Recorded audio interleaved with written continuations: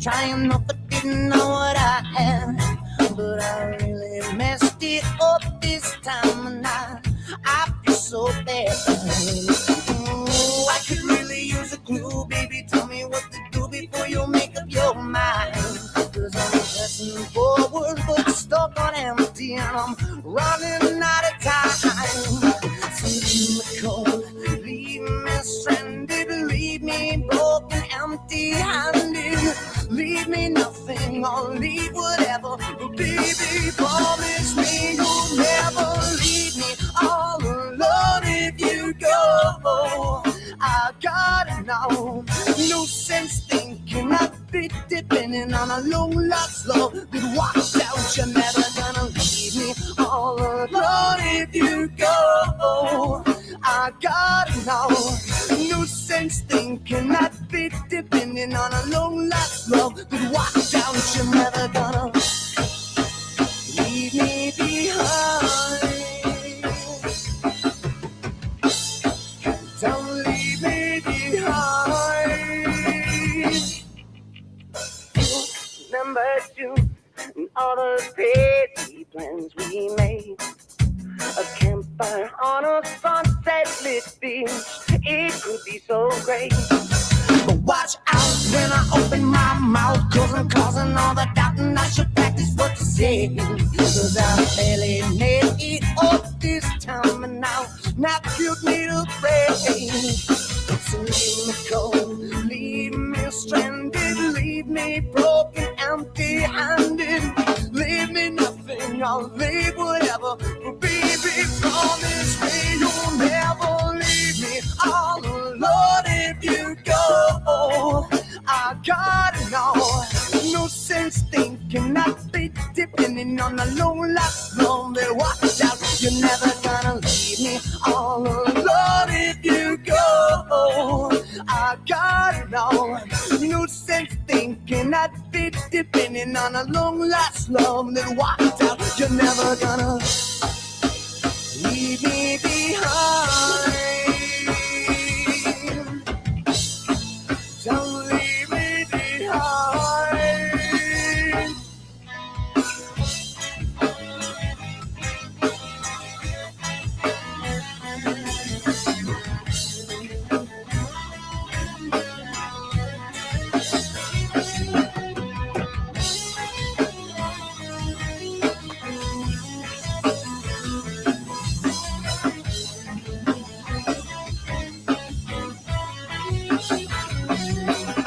So leave me cold, leave me stranded, leave me broken, empty-handed. Leave me nothing, I'll leave whatever. But baby, promise me you'll never leave me all alone if you go.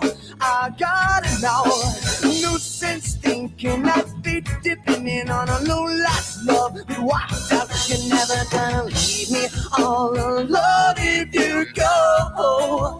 I gotta know, no sense thinking I'd be depending on a long lost love that walks out. You're never gonna leave me behind. Don't leave me behind.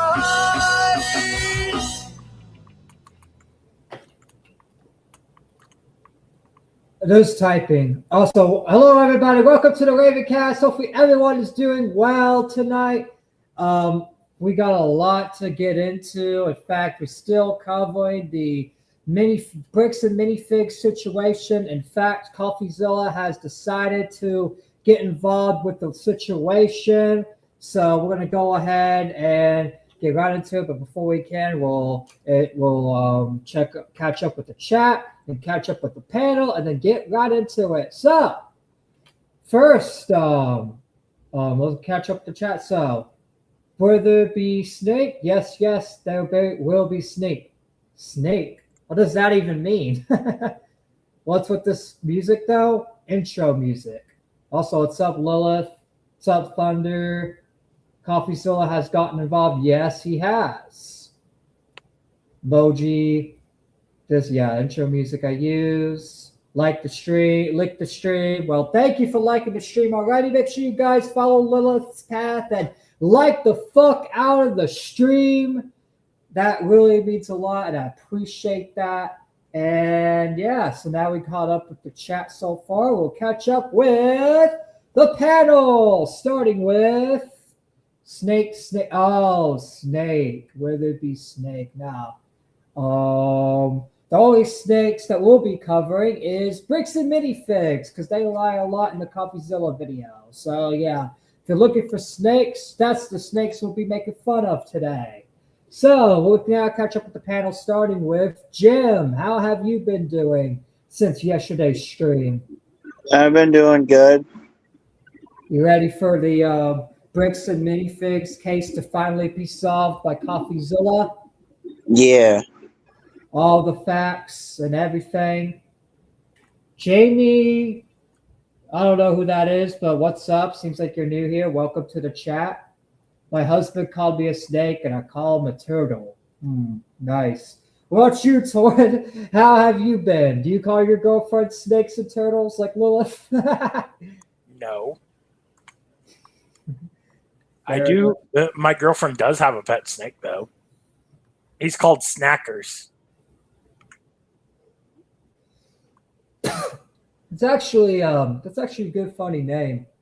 So now that we checked up the panel and I'm doing well myself, we'll get to our first topic. First topic is Coffeezilla finally solves the Lego mystery. He claims to have found the missing Legos. So we will see if he's truly found the Legos. He sound many coffee. Yeah, true. He is a coffee dealer, supposedly. He should make his own coffee. But anyways, let's go ahead and let's get right into it. In fact, let's see. Timestamp 7:27. So I'll make sure I DM the right account this time.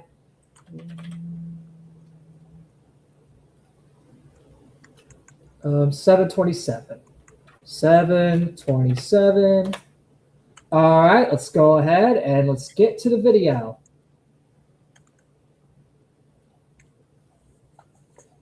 Well, a $200,000 Lego collection.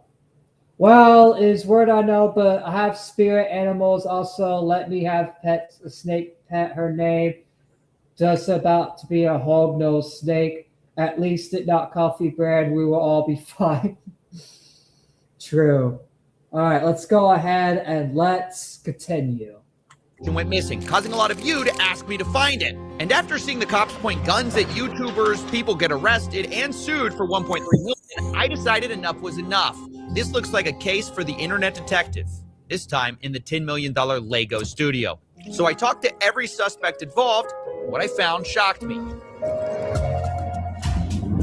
You notice how the Bricks and Minifigs CEO was able to talk to Coffeezilla just fine because they know he has a lot of money and they know that he's went through all the lawsuits. So they're not going to try to sue him, but they're going to try to sue people like Ben that think that they don't know what they're doing legally or anything like that.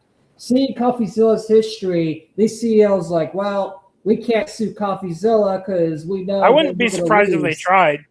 I mean, they'll still probably try after this video, but I'm surprised they even were willing to talk to him and just didn't tell him to go fuck themselves like they did Ben.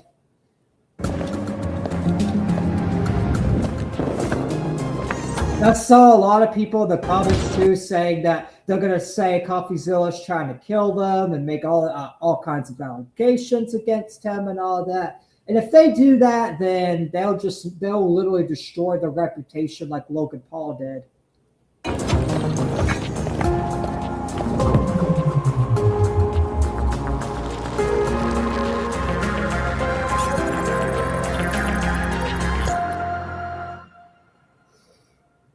Okay, before we can find these missing Legos, let's give some background. A massive Star Wars collection was put on consignment at a Lego store called Bricks and Minifigs in Salem, Oregon. Consignment just means the owner, Brian Mansell, gave it to a store to sell, and he was supposed to get a cut when it sold. The entire time, he maintained ownership of the collection, and a social media post estimated it to be worth about $200,000. But then on November 14th, 2024, everything went wrong. This was the night that Crystal and Ben Gorman, the prior franchise owners of the Salem store, got kicked out by this guy. That is Brandon Best. He and his partner, Josh Johnson, ran a sister store in Eugene, Oregon. And Brandon drove up that night to kick the Gormans out. Brandon and Josh would be taking over the franchise in Salem. And this is the exact moment the Legos go missing. As that store is getting handed over, the question is Brian's collection in it? Here's what the official Bricks and Minifigs press release reads.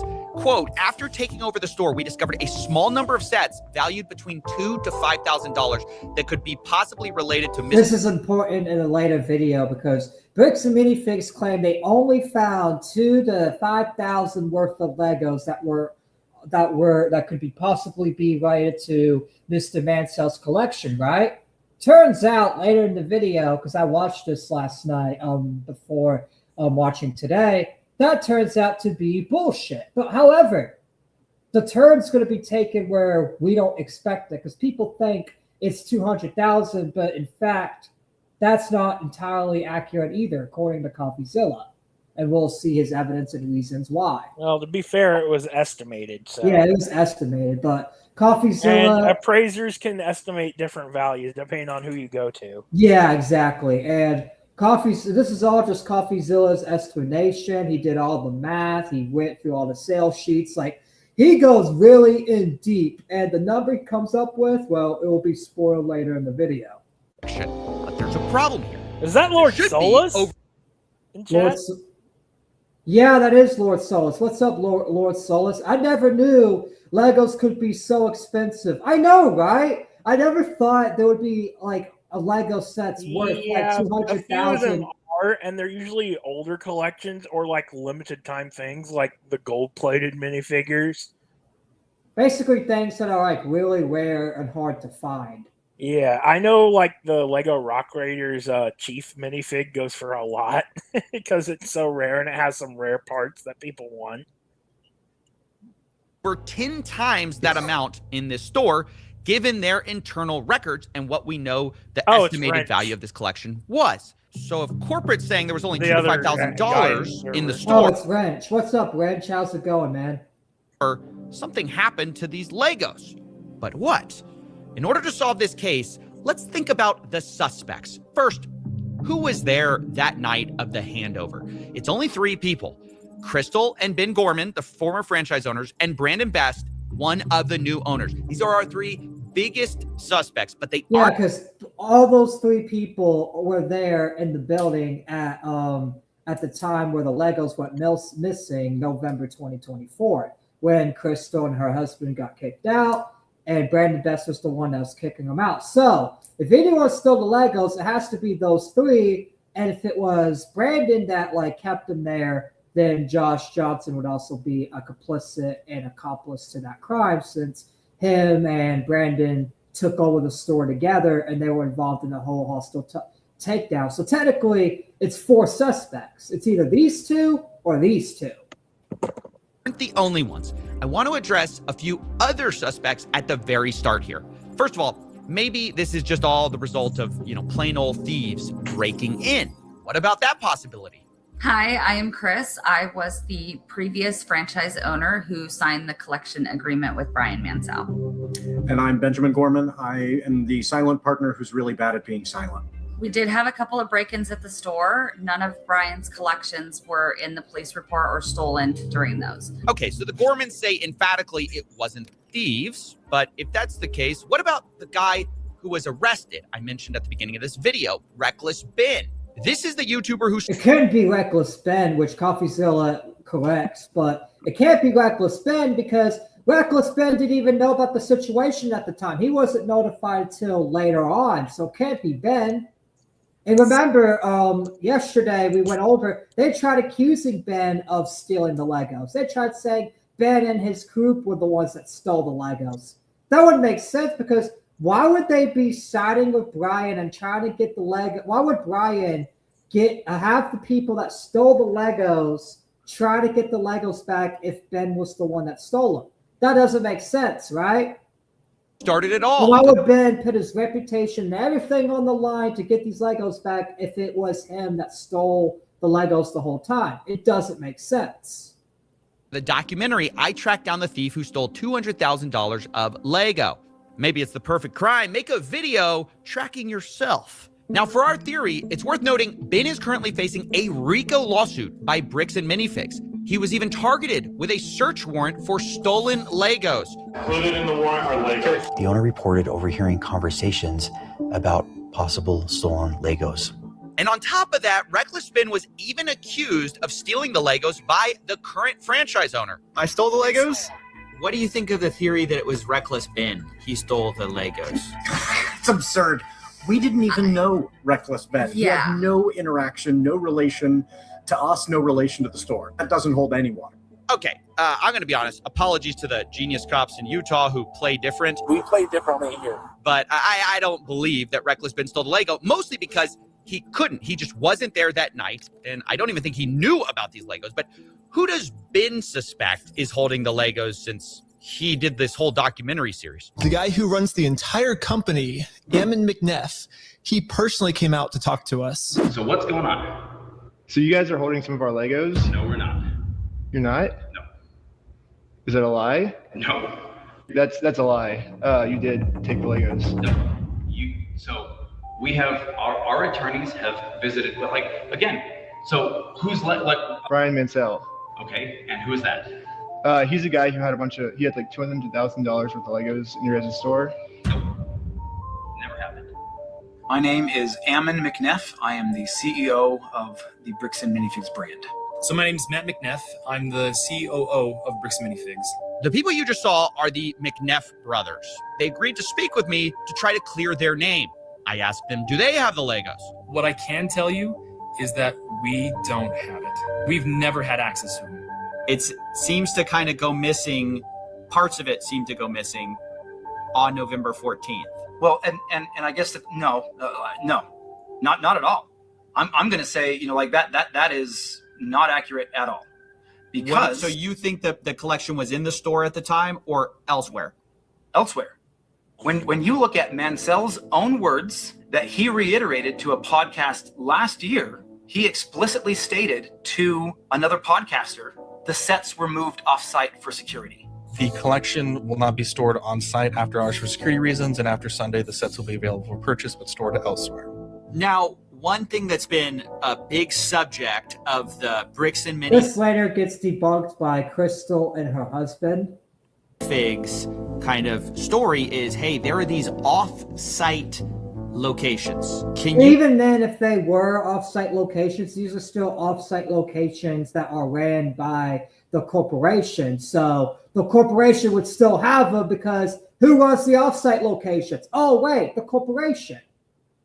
To address what that is that true?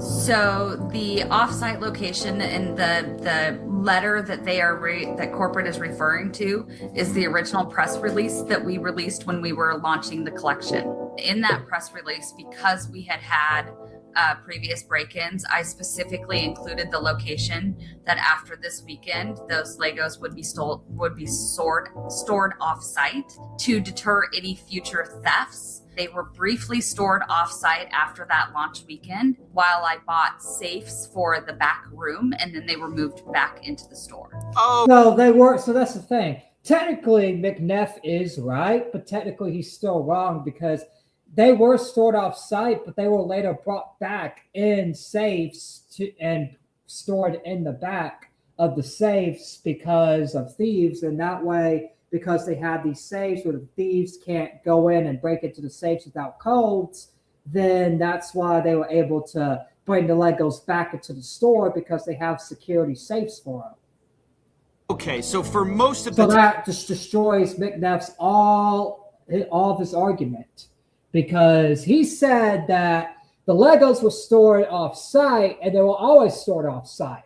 Crystal claims that they were brought back off-site with safes. And she proves later on in the video that these safes were real and that the Legos were stored in the safe. So that already destroys McNeff's argument right here. time the sets were in the store after y'all got the safes in. Yeah. Exactly. Yeah. Okay, so Ammon McNeff suspects that a lot of the Legos weren't there that night. And then on the other hand, we just heard from Crystal and Ben Gorman explaining the offsite story, saying that later they no longer used those offsite locations. But what do we really know about the Gormans? They are the former franchise owners after all. I mean, shouldn't we be suspicious of everyone? They're one of our key suspects. They were there the night we lost Brian's collection. They were the creators of the consignment deal after all. And one group in particular is pointing their finger at them very hard. It's the McNeffs who say they were behind on payments. We started getting calls from the landlord letting us know that Crystal was behind on the lease payments at the location. We had also gotten a couple of notices from some. Well, does this have anything to do with the Legos? That's a whole separate matter. I think it has to do with the fact that it gave him reason to take over the place. I mean, yeah, it gave them. That's the thing. If that part is true, that they were behind on the lease, then yeah, it gives them full right to take over the place. But however, when you take over the place and you fired the previous owners and tell them to get the fuck out, then you are the ones that are responsible for the contract. Our vendor partners that bills had not been paid. Even if this is true, they still are the ones that are responsible to find the Legos, retrieve the Legos, and all that. And before Ben even got involved, Brian was threatened to be sued by Josh and the owners that took over, the new owners. And that's why Brian even got Ben involved in the first place, because he was being threatened by them. By the store. And so we felt pretty strongly that there was going to be a risk of her just, attempting to file. All good, just checking out the stream. All good, man. Thanks for checking out the stream. I think one of the brothers is completely oblivious to it all, and then the other one's just a fucking snake. Yeah. Bankruptcy, doing some of these other types of things, which He's the fucking snake, and I feel like he's just bringing his COO, his brother, along to defend his fucking shitty actions. And who knows? Because that's the thing. Later in the video, these brothers contradict each other. They don't even have the same stories, especially on the part where we get to the U-Haul. Had franchisees do in the past, and that's problematic. So that's why we sent him up there to take some video footage. So we needed to just be prepared if we needed to do a hostile takeover, which can happen in franchising, where a franchise owner just kind of tries to steal inventory and do some different things that way. Okay, so Bricks and Minifig's story is that they were worried about the Gormans skipping town, so they sent Brandon Best as a secret shopper on October 24th, 2024. This is weeks before the takeover. Brandon takes a video of the store condition in preparation for this handover, but at this point, Brandon does not announce himself to Crystal Gorman. Later, though, on November 14th, once again, the same concern about the Gormans stealing or theft was expressed by the McNeffs. Brandon was trying to make sure that they weren't taking things from the store, and so he was kind of trying to make sure that he wasn't putting things, like hiding things in the back, and that and while he was watching that, trying to make sure Ben wasn't grabbing stuff from the store and moving it or doing anything along those lines, because he just got a weird feeling about the whole transition. Wait, Ben? Ben wasn't even around at that time. Why is he bringing Ben into this? You heard him. He just fucking said Ben. My thing is that he fucking said the wrong name, but also that's funny. Still, the dude's so obsessed with Ben right now that he's got Ben on the brain. She took at least one, if not more than one. Oh, wait. I think he's talking about her husband. I think her husband's name is Ben. Cartfuls of things out to her car with her coat draped over it. So yeah, the McNeffs say, look, they don't trust the Gormans. And they explained it, even further. They said, hey, there's some issues in her past. She apparently has a retail theft and other criminal arrests on her record that we were not aware of. When was that? I don't know. This has been Aren't brought you supposed out, to check backgrounds by of people you several... hired, dumbasses? In fact, Crystal debunks this later on because he says he didn't know about the criminal record, but it turns out, according to her, he did. And in fact, you are supposed to do background checks, especially if you're making someone a fucking franchise owner and a manager of a store. Yeah, you're going to have to do background checks. You're giving someone access to a lot of product, expensive product, and you're just telling me you didn't check no background. you didn't run any background checks on that person whatsoever. This is a lie because every company, especially if you are giving someone a manager position, is required to, well, is this the thing? They're required to do background checks. And I'm sure Bricks and Minifigs, they do background checks. So otherwise, you're fucking idiots. People online now. Now, look, that's a huge accusation to bring up. And so obviously I wanted to talk to the Gormans about it. They're like, she has a history of some type of burglary, theft. Oh my God. Wow. Yeah, that's what they're Wow. Yeah. Oh. Well, yes. Well, You explain. know about this. Explain. Yeah. When I was 19 years old. How long ago is that? I am 45 now. So this was in 1999. This, something that happened 25 years ago, has no reflection and no bearing on what happened in the last 2 years, my management of the store, what happened the night corporate seized the store. It is another deflection, and it infuriates me. You're going to try to publicly embarrass and shame me for somebody that was manipulated by local police departments when she was pregnant and 19 years old. Fuck you. That's my response to that. I am so sorry. You're going to have to blur and cut a lot of this, but that pisses me off. I own what I have done. I own the mistakes that I have made. You cannot intimidate and bully me into backing down when I know that legally and morally I am in the right and I have the evidence to back it up. Wow. This is getting kind of nasty and personal at this point. And I just wanted to give people kind of their side. But at every turn, I hope you understand, I'm getting contradictory stories, down to if the McNeffs knew about her history in the first place. Like they're bringing up something that I told them about. Wait. You told them? Told them. They asked me. They said they had no idea. They said if we knew, we would have never hired her. Because we would not have hired her had we known this. I told them I had a record. See, a lot of this doesn't add up because the McNeffs are saying one thing, Crystal's saying another. So clearly someone's lying here. It's either the McNeffs are lying or the Gormans are lying. From when I was 18, there was a family issue that, and didn't go into all of the details, but they were like, that's so long ago, we're going to hire you based on who you are now. Okay, I'm just going to leave it there. You guys can make up your own mind. My point is, one side says... Well, I'm going to make up my own mind, and that's the thing. Yes, it's hearsay, but I'm going to believe Crystal's word because it's like, how are you going to give someone a manager position if you didn't do a background check? It doesn't make Besides, sense. we know these guys are known for plotting and scheming behind the scenes due to the leaks of the police body cam footage. Yeah, they fucking lied to the police. That's another thing. They lied to the police, so why wouldn't they lie to Coffeezilla? If they're willing to lie to law enforcement, they're willing to lie to a YouTube journalist. Up, the other says This down. is literally proof of them lying because they said that Ben was going to shoot up the place, that he was going to go, he has bomb threats. They said he had heroin. They said he had all this stuff that didn't even happen. So they fucking lied on Reckless Ben to the police.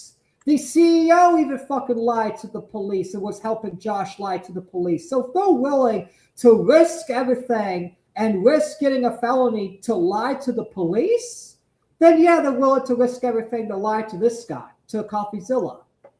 And it gets to the point, both sides start hinting that they have photographic proof from the night of November 14th that proves the other side is lying. And so I'm like, look, at this point, let's stop talking. Show me the Legos. Where I was told we are 100% have possession of photos that prove that the Gormans are lying. And then you guys are telling me we 100% have possession of photos that prove this side's lying. Who's going to drop the photos first? I mean, I feel like someone just has to, somebody's right here. After a lot of convincing, both sides agreed to show me the photos, corporate and the Gormans. In fact, I scheduled the calls to do this an hour apart from each other. But let's remember their positions for a second. The Gormans say whatever was left unsold of Brian's collection that was in that store spreadsheet was in Salem store the night of November 14th. Then you have corporate side. They say whatever was left that night was maybe $2,000 to $5,000 of Legos. The rest was either stolen by thieves, the Gormans, or held off-site. It was not in that store. And on both sides, there's a lot. That's the thing. If it was held off-site, also there's background noise. Sorry, I'm eating candy. All right, well, there's background noise, so we're on stream. But Apologize. anyways, no, it's all good. But anyways, that's the thing. If it was held off-site, then corporate still has all the other Legos, but the off-site story ends up not even being true. To lose here, right? You've got the Gormans, who basically have been insinuated to have been stealing. And for Josh and Brandon, too, the new franchise owners, there's a lot on the line. I reached out to Josh, and he told me, I think her pictures would only show a few sets and minifigs. I replied, so if I can prove that the Lego sets were in the store, that will prove Brandon was lying. Josh replies, if it shows something different, then yes, I will eat my words. So the stakes. So even Josh admits his own buddy is lying. Hold on, I'm getting a call really quick. He's defending his buddy, but he's like he will rescind what he says if he finds out that the other guy's lying. Yes.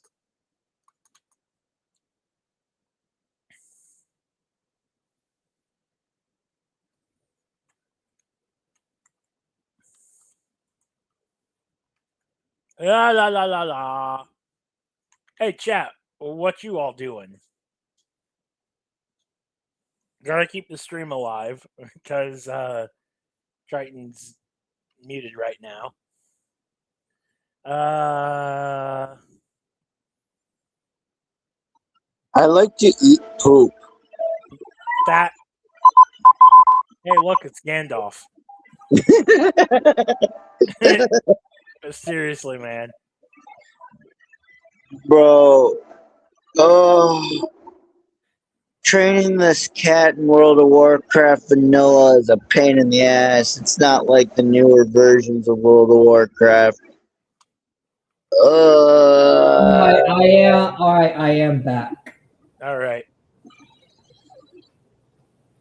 Have been established. And let's see the evidence, starting with Matt McNeff. First, he showed me the video, October 24, 2024, for a baseline of how the store looked. So this is the Salem Kaiser location, is that correct? It's the Salem Kaiser location, yes. So is it fair to say I'm seeing quite a few Legos here? I mean, I'm seeing a store of Legos. You'd agree? There's a good amount of Lego on hand. This isn't what I would say is a well-stocked bricks and minifigs, but it's not terrible. It's I would say a little below average as far as overall stock. So now let's go to November 14th. Can you still see my screen? Yes, sir. Okay. So November 14th, when Brandon was in there helping. Wait, this is the day. This is like the big day. This is the day. Hold on, I gotta hurt myself emotionally for this. Okay. This is a big deal. This is D-Day. This is the big moment. This is Brandon takes over the store. We don't know where the Legos are after this moment. We don't know where the Legos are after this moment. And I want to point out again that we've had this for a while.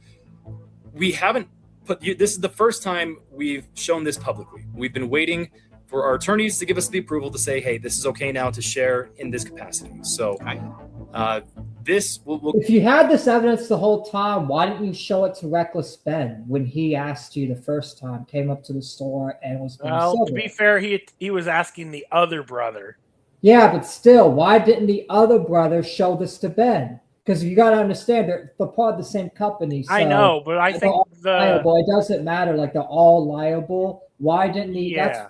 Even if he's being fooled, it's still on the company. I don't think he's aware what his brother's doing. That's the thing. Go through these even if he's not, even if he's not, in this whole scheme, it doesn't understand what's actually going on. even so, it still doesn't mean that the brother's not lying. The brother's crew lied to him, and they're saying this as a company. So whatever he's they still say, liable. Yeah. whatever they say, whatever anyone in the company says, the company is still liable. And that's another thing. If the brother's saying something different from the other brother, then it proves us right. Yeah. This is what Josh saw, or not Josh, sorry, Brandon saw. He took pictures of everything in the store, all the inventory in the store. This is what the shelves look like compared to what you just saw a moment ago. Okay, so I'm seeing a lot less. Just to state the obvious, go back a little bit. Yeah. I'm seeing like way less. So yeah, the pictures I was being shown on November 14th, those shelves looked emptier than they did on the day of October 24th. But to be fair to the Gormans, they addressed the empty shelves themselves. As we get to the very end of this video in particular, right here, you'll see that empty space right here. So this is the retired and certified set section that we have to keep separate from the new in box current sets being sold by Lego. Well, probably due to legal reasons, but before when Ben came to the brother and asked, there was not a lawsuit going on. This was before they even sued Ben, and he didn't even show this evidence. And even then, if that's the case, you say, hey, for legal reasons, I can't show you this. You don't just say, well, get out of the store. No, this didn't happen. No Legos were stolen. You're lying. You're trying to Bob Flood us. You're trying to kill us. You're trying to kill Josh. You're trying to do all this. It's like, no. Like, they still could have handled this better, even if they were in the right, which later in the video, it'll prove that, no, they're not in the right. In fact, the Gormans have a lot more evidence. In fact, they also have a good explanation of why there was less stock that day, because spoilers, guess what? Why was there not that much Legos kept on the shelves that night, the big night? It's because a lot of them were in the safes in the back. Because after the store's done and after stuff's done, right? Here's what they do. They put all the expensive Legos that they know it's going to be valuable, and they put them all in the safe in the back so thieves don't steal them. That's something the McNeff brothers left out, especially the one that knows what the fuck he's doing. All those empty I'll spaces. give maybe some little bit of generosity to the other brother, because let's be real, family members like to drag shitty family members like to drag other family members into the mess and fucking completely lie to them. And because it's family, you have to believe your shitty family member, because you don't think that shitty family member is going to lie to you, especially if you're close to them. Pieces up there were the sets that we had on display during the day from Brian's collection that every night when the store closed, we pulled off and put back into the safe and then put back out in the morning. So when they say, see, there's empty space on the shelves, yeah, because we put them in safes at night to keep them safe. Because we have giant windows. Yeah, it's an explanation that kind of makes sense given the history of burglary. Now, of course, this is something I had to ask the McNeffs about. Is this a case of, did y'all see Star Wars sets in the back?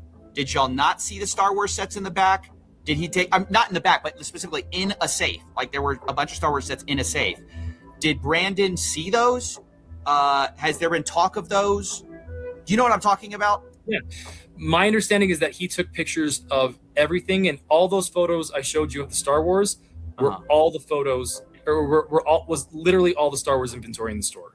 Yeah, the McNeffs say all of the photos should be with Brandon of all the Star Wars items. And to be fair to them, they showed me a lot more pictures and even showed me a spreadsheet of all the Star Wars sets in the store the night Brandon took it over. And it valued to about like $5,000 to $10,000 or so. But then I had to ask. Oh, sorry, here's another kind of set. Okay. Do you think y'all have all of these? Very likely. Okay. So these are the sets that Crystal sent to Coffeezilla, and he's asking the McNeff brothers if they have them. And you hear them say, likely. Means they don't actually know. Again, they haven't checked. Meaning that a lot of this is shady, because that's the thing. They're trying to defend themselves and say that Ben's lying, but yet they don't even know and didn't even do a proper investigation. Be surprised if we didn't. But then I couldn't help myself. I started to bring up some of Crystal's photos to see if they matched up. Have you seen this before? Not that I recall. So do you see that? Yep. So do you see it? Look what they're in. Look what they're in. Is that a shelf? No, it's a safe. You see the black walls? You see that? You see the walls? You see the hinges? And the hinges? That's a safe. That's not in the store. So no wonder why he doesn't recognize it. No wonder why he's like, no, he didn't see it. Because they were put in a safe, and Brandon left that out on purpose. Brandon and Josh left that out on purpose. In like some kind of like a safe thing. I don't know if you can see the sides there. Looks like a bookshelf to me, but sure. Okay, sure. Bookshelf. He doesn't even know what his own safes look like. Yeah. So I think the important thing. Now I believe he's definitely oblivious because he doesn't even know what the safes of his own stores look like. Yeah. Is making sure that Bro's all of getting these are played in by his the own brother. inventory for Mansell. Sure. Sure. I just want to say this. If my IRL brother played me like this, I would be like, bitch, I ain't working with you ever again. I still love you because you're my brother, and I can't cut him off because that's family. But still, I'd be like, bitch, I ain't doing no business with you. How dare you play me? I don't care if you're family. You made me look like a fucking idiot on Coffeezilla's channel. 75041. Yep. The Vulture Droid. 75169. 169 I'm not seeing. So there may be, okay. So there's one that is not on our list. Let's try. And that's shady because that's the thing. These were taking, see, some of the Legos were on the list and some of them wasn't. So does this mean that they didn't even keep records of all the Legos that they had in the safe? And if so, why didn't Josh and Brandon update the records when they took over? It makes you really wonder. This shit is really shady. And this situation just gets weirder and weirder and weirder. This. 10240? Okay, nope, not seeing that one either. What about 9493? 3. I don't see that one either. So maybe those were locked at the time and Brandon did not get those pictures. All right, that's kind of a problem because the Gormans. Okay, so even if that is when the Gormans left and they're still in the safe, why didn't Brandon go into the safe and check all the Legos and update it to the records? Makes you really wonder, right? In fact, a plot twist is going to come, and I don't want to spoil it because this changes everything. Had over 200 photos of this store. I definitely knew looking at these photos. And when the plot twist comes, it will show you who actually stole them and where the Legos could actually be. There's a lot more Legos in the Gorman's photos, by quite a lot that Brandon's photos just didn't show. But corporate didn't really see it that way. But still, in the grand scheme of things, we're not talking, again, 10 times the amount of sets here. I don't know. I haven't shown all the photos yet. I don't know exactly how much. If there's a calculable figure that we can look at and say, great, this is what was there, I promise you it's not $100,000 worth of Lego. And so that turns out to be a lie because Torin, you already saw the number. The actual number. Yeah. Where's the rest of it? You got me. I don't know. Maybe I'm a little too in my head about this U-Haul story. You don't think it could have been...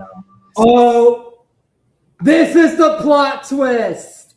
Okay, I'm just going to let the video play because this is the plot twist I told you was coming up. And you see, look at his answer, right?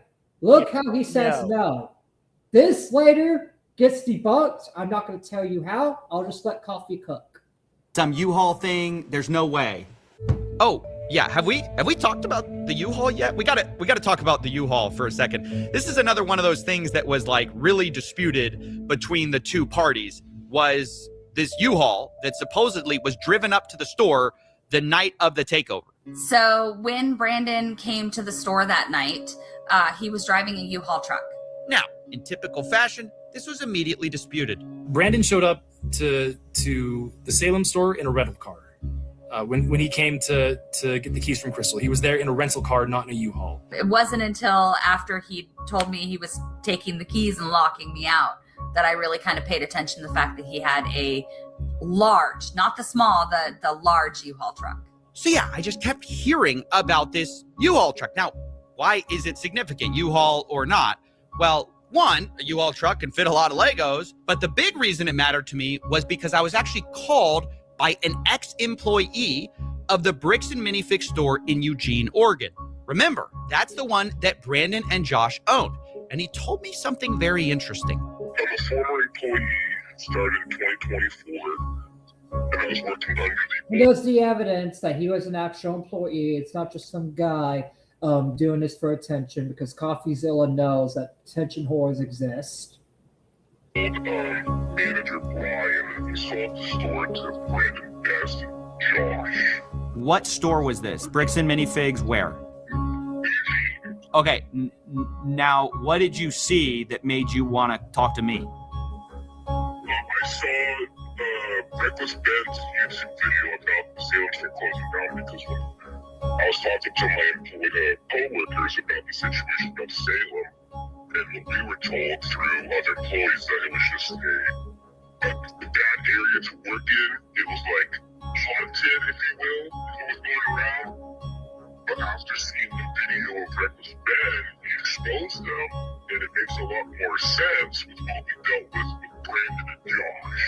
Like, oh, Crystal stole Lego sets and bolted out of the country. Who says that? Brandon Best told us. When he was jumping off all the Lego sets to us that night. And he was like, there was a bunch of used Lego sets that set were like saran wrap. They had Star Wars City. They had just a lot of stuff. It was like in a medium-sized U-Haul truck. Wait. They brought a U-Haul truck. Yeah, from Salem to Eugene. And to Eugene, and it had a bunch of Star Wars sets on it? Yeah, Star Wars sets, like everything. They had a bunch of used stuff too. Wait, when and was this when they took over the store from Crystal? I believe so, yes. Yes, because he said that Crystal stole Legos and left the country. While he has a U-Haul of Legos? Yeah. Interesting. Weird.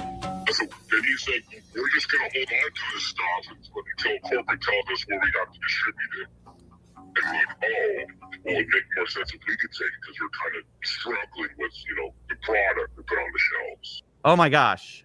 We really got to find out. Was there a U-Haul that night or not? Because everybody's disagreeing about it. This Eugene, Oregon guy says, oh yeah, a U-Haul showed up with Star Wars sets in it. Brandon was talking about the Salem store. You've got Matt McNeff saying there was no U-Haul there. It was a rental car. You've got Crystal saying, yeah, I thought it was really weird. There was a U-Haul truck there. So I told the McNeffs, I really got to find out what the truth is here. If you know anything about it, let me know, because that's just something I heard. I do, and it has nothing to do with the Salem store. Well, at least not the Salem store in the way that it is there. Brandon showed up to the Salem store in a rental car. When he came to get the keys from Crystal, he was there in a rental car, not in a U-Haul. So when there was the handoff, there wasn't a U-Haul; it was a rental car. Correct. He was there in a rental car. Got it. Yeah. Okay. And I think any of the, like, if you were to look at the, my God. Look, I just skipped it to show y'all because he's just spewing a bunch of lies. So Coffeezilla reviewed footage from that night, and guess what's in it? Guess what's in the footage? Look, a fucking U-Haul. So let's see what the McNeffs have to say about this now. There's a U-Haul in the parking lot right outside of the store the night of November 14th, 2024. This is something that Matt said he had seen footage of, and it couldn't be true. And again, I believe I have seen footage from that night that shows clearly out into the parking lot, and there's no U-Haul. After seeing this, I said, I really have to make a call. And that's when the story changed. So last night, I talked with Matt McNeff. I brought up this question of the U-Haul. He told me emphatically there was no U-Haul. Y'all came to me this morning. You said, hey, we looked into it. There actually was a U-Haul there that night. Can you clear up what that's about? So there. So they denied 100% there's no U-Haul. There couldn't be a U-Haul. We looked at all the footage. There's no U-Haul. And then when Coffee fucking caught them, all of a sudden like, oh, wait, there was a U-Haul. Brandon did show up with a U-Haul. These guys suck at lying. They suck at lying. They really do. There's actually two different things. They really think we're stupid. They really think we're just not going to look at this shit. They really think we're not gonna look at this and fucking find out the truth. They really think Crystal has no evidence. They really think Crystal and the Gormans have zero evidence about the U-Haul and about their story. Are going on They here. think we're stupid. They think we're 5-year-olds. Just to help you understand. And I don't know if you want this particularly not on the record, but we do know of a disgruntled former employee that worked at another location that back on the 24th of October, there was a U-Haul that went to a storage unit in Salem for another previous franchisee, like for a different situation that we had just gone through some. Now look at him trying to change the story and say, "Oh, there was a disgruntled employee." But didn't you just say that footage came from the specified night, not the night he's specifying? Yes. That's where this doesn't make had sense. Previously, like, hey, I have some inventory that I didn't turn over that I was supposed to. Yeah, but he's trying to say that the U-Haul, that situation of the U-Haul was different from this situation of the U-Haul, and they come up with another explanation. They try to say that Ben was trying to carry, not Ben, Brandon was trying to carry a trailer, and he dropped the trailer camper off, and then he took the U-Haul to go confront Crystal, and that's their news story that they will be telling in a few minutes. It's at this story. So yeah, so far, does it really make corporate and the McNeffs look good that their stories keep changing and they keep lying? Like, they literally said there was no U-Haul. Then they said, oh yeah, there is a U-Haul, but it's because Brandon was carrying a trailer that night. Interesting. Location. And then you have his buddy Josh saying, oh yeah, Brandon could actually be lying here. So if your buddy was lying the whole time, why did you threaten Ben? Why didn't you just tell Ben at the time, hey, my buddy is lying. It's all Brandon's fault. But instead, Josh fucking took up for Brandon and made up all these threats and all this shit about Ben for no good reason. You guys can come pick it up. And so Brandon was sent on that day to pick up with a U-Haul inventory that then he moved down, but that was October 24th. So when we're talking about this ex-employee, you're saying they are conflating the October 24th event of the U-Haul coming up to Eugene with Legos with some time after November 14th, after the store takeover. Is that correct? Am I understanding that? Look at him. It takes him like 5-10 seconds to answer. He's just like broadband modem sounds. He's just wondering. He's like, do I say yes? Do I say no? Like, how do I lie out of this? How do I get out of this? Yes. Look, he finally says yes. Okay, I'm just going to say yes. Yes. So this is now kind of a strange story. Corporate is saying there was a U-Haul at the Eugene store dropping off Lego, but that was from a different night, different collection. The CEO says Brandon showed up to Salem on October 24th for his secret shopper job with Crystal, and separately. Wait. So this doesn't make sense. How does Brandon show up at the Salem store October 24th to do a secret shopping, but here's in Eugene at the same time with the U-Haul? See, another lie just debunked and destroyed. Also was getting a different collection of Legos that also included Star Wars, and that's what he brought to the Eugene store, and the former employee is remembering. Then, weeks later, on November 14th, Brandon supposedly shows up again with a U-Haul, but the reason isn't for hauling Legos. Brandon flew in to Eugene that night. At midnight. So on the flew from Utah on the 13th, but landed in Oregon on midnight of the 14th. Went and got a rental truck, and then went and stayed at a trailer that had previously been moved up there in anticipation, meaning a camper trailer, in anticipation of the potential hostile takeover previously. Is that why he had a U-Haul? Is that the reason he had a U-Haul, was for this camper, or what's going on with the? Yes. So then what happens is he takes his rental vehicle truck, and he tries to connect the trailer the camping trailer to that truck, and it's not rated for that particular weight. And he realized, oh crap. He called around and found that U-Haul had a rating for one of their box trucks, and so he grabbed that, went and got it at 10 a.m. on the 14th, and so he then went and hooked that trailer up to the camping trailer to a U-Haul, drove that trailer down to another location where he could set up the camping. The dude's stumbling to come up with a story. I know he's stumbling to come up with. That's He's how you thinking know. of it right on the fly because he knows he's caught and he doesn't like it. Yeah, he doesn't like it, so he has to speak on the fly. And that's why he's going because he knows he's fucking lying. Trailer in Salem, dropped off the camper trailer, and then he arrived in a U-Haul to the Salem store, and then went in, said hi to Crystal, and then as she was leaving, the door shuts, and so he locks it, calls the locksmith, takes him a while to finish up the changing of the locks. Brandon at this point is pretty exhausted, so and he has an hour drive back to Eugene to drop off the rental truck. So he drops it off at midnight or 1 o'clock, something like that, grabs the rental truck, and then heads back up to the camper trailer in Salem, and then gets in at around 2 or 3 in the morning, spends a couple of that's a little bit of sleep before he has to head back to the store at 9 a.m. before the other employees get there. The timeline that is trying to be portrayed just makes absolutely zero sense. Okay, so I asked, obviously, for documentation of all of this from Brandon. And here's what I got.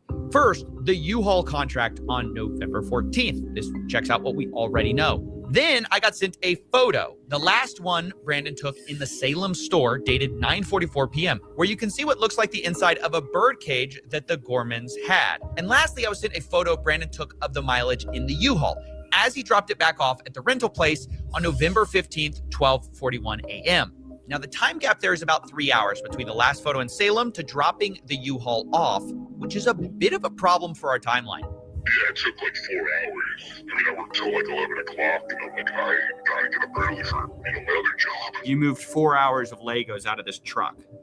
Yeah. All right. So as weird as this U-Haul thing is, the timeline just doesn't fit, to be honest. If it took 4 hours to unload, you can't also drive to another city, load and unload and drop off the U-Haul in that time. But still, even if this is true, it's pretty weird. And it's one of the most bizarre stories I've ever heard to have a U-Haul thing. Yeah, because it gets bizarre because they first lied about the U-Haul, and then the timeline of the U-Haul doesn't even make sense. So it's just really, really, really, really weird. And it makes you wonder, did they fake the photographs? Did Brandon fake the photographs? Because you got to understand, faking photographs does exist. Faking times and all that does exist. And I'm not trying to have a tinfoil hat, but these people have lied to the police and have lied many, many times. So my theory is Brandon must have faked the photographs and he didn't really drop off the U-Haul at that time. Back to back. Is that a out of the wall theory, or do you think that it's good? It sounds solid. Because it's like, that's the thing. They're willing to fake evidence of lie before, and then they're trying to get their story out there. So it's like, to me, this seems like they could have most likely have faked that photo, because why would they, if this U-Haul thing wasn't even true, wouldn't they have just admitted at the beginning that the U-Haul thing was true and that he did show up in the U-Haul? But they said he showed up in a rental car at the beginning. So it's like, why lie if Brandon didn't take the Legos in the U-Haul from the safe? Times you're picking up Legos. The other and maybe the employee had the time long. Maybe the employee left out. Like, it probably took unload to, maybe they unload. Because that's the thing. I worked at a furniture store, and sometimes they would just take all of it out like immediately and then have the truck leave while we're busy loading all the stuff into the store. So another theory is it could have took 4 hours for all the Legos to be stored, but Brandon just quickly threw all the boxes out of the truck and took the truck and dropped it off while everyone was unloading the Legos. So that could be a theory as well. You're not. You're taking a Because camera. just because you're unloading and putting stuff in the store doesn't mean the truck is still out there. Sometimes people just come in, throw the boxes out of the stores, and then they go take the truck while you're busy unloading the boxes from outside. Nevertheless, without... And even then, he said he got off at 11 o'clock, and the truck got 9 o'clock. It was 9:44, so it could have, instead of 4 hours, it could have only took like an hour or two to unload. So he could have gotten the time wrong as well. So that's probably another explanation as well. Because this whole story doesn't make sense, and it doesn't make sense why they would lie about the U-Haul in the beginning. Or proof, we kind of have to move on to another theory of how to find these missing Lego. This time, let's take the photographs that we have and reconstruct what was in the night on November 14th. Remember, that's the moment we lost the Lego. And this time, we're going to combine it with two more things. First, from corporate, I got the point of sale records from the Salem store from 2023 to 2024. And secondly, from Crystal Gorman, I got her internal records of Brian's inventory of what was sold or not in order to pay him and keep track of prices. Now, before we piece things together, I need to address something. At the beginning of this story, you saw the social post saying this collection was worth $200,000. That's what everyone knows this story as, the $200,000 Lego collection. But sadly, that post was entirely wrong. In Crystal Gorman's inventory, which has a high and low estimate value of these various Lego items, the real estimated value is about $107,000. They give high estimates and low estimates, but that's right there in the middle. And for simplicity, I'll just be using averages. And not only that, but later on, Crystal even admits that she didn't put all these Legos on record. So that's just all that's on record. That's all that's just on the record, right? So it's probably a bit more than that. It probably is a bit more of that. This is all just on the record. Estimates here, but understand that, these numbers That's all Coffeezilla could find. He's even right. He's even there. It varies depending on who appraises it and who, not firm, given that they're unsold Legos. It's just rough possibilities. But the point is, it's worth nowhere near $200,000. And Reckless Ben, the one who made the original video covering this, said that surprised him.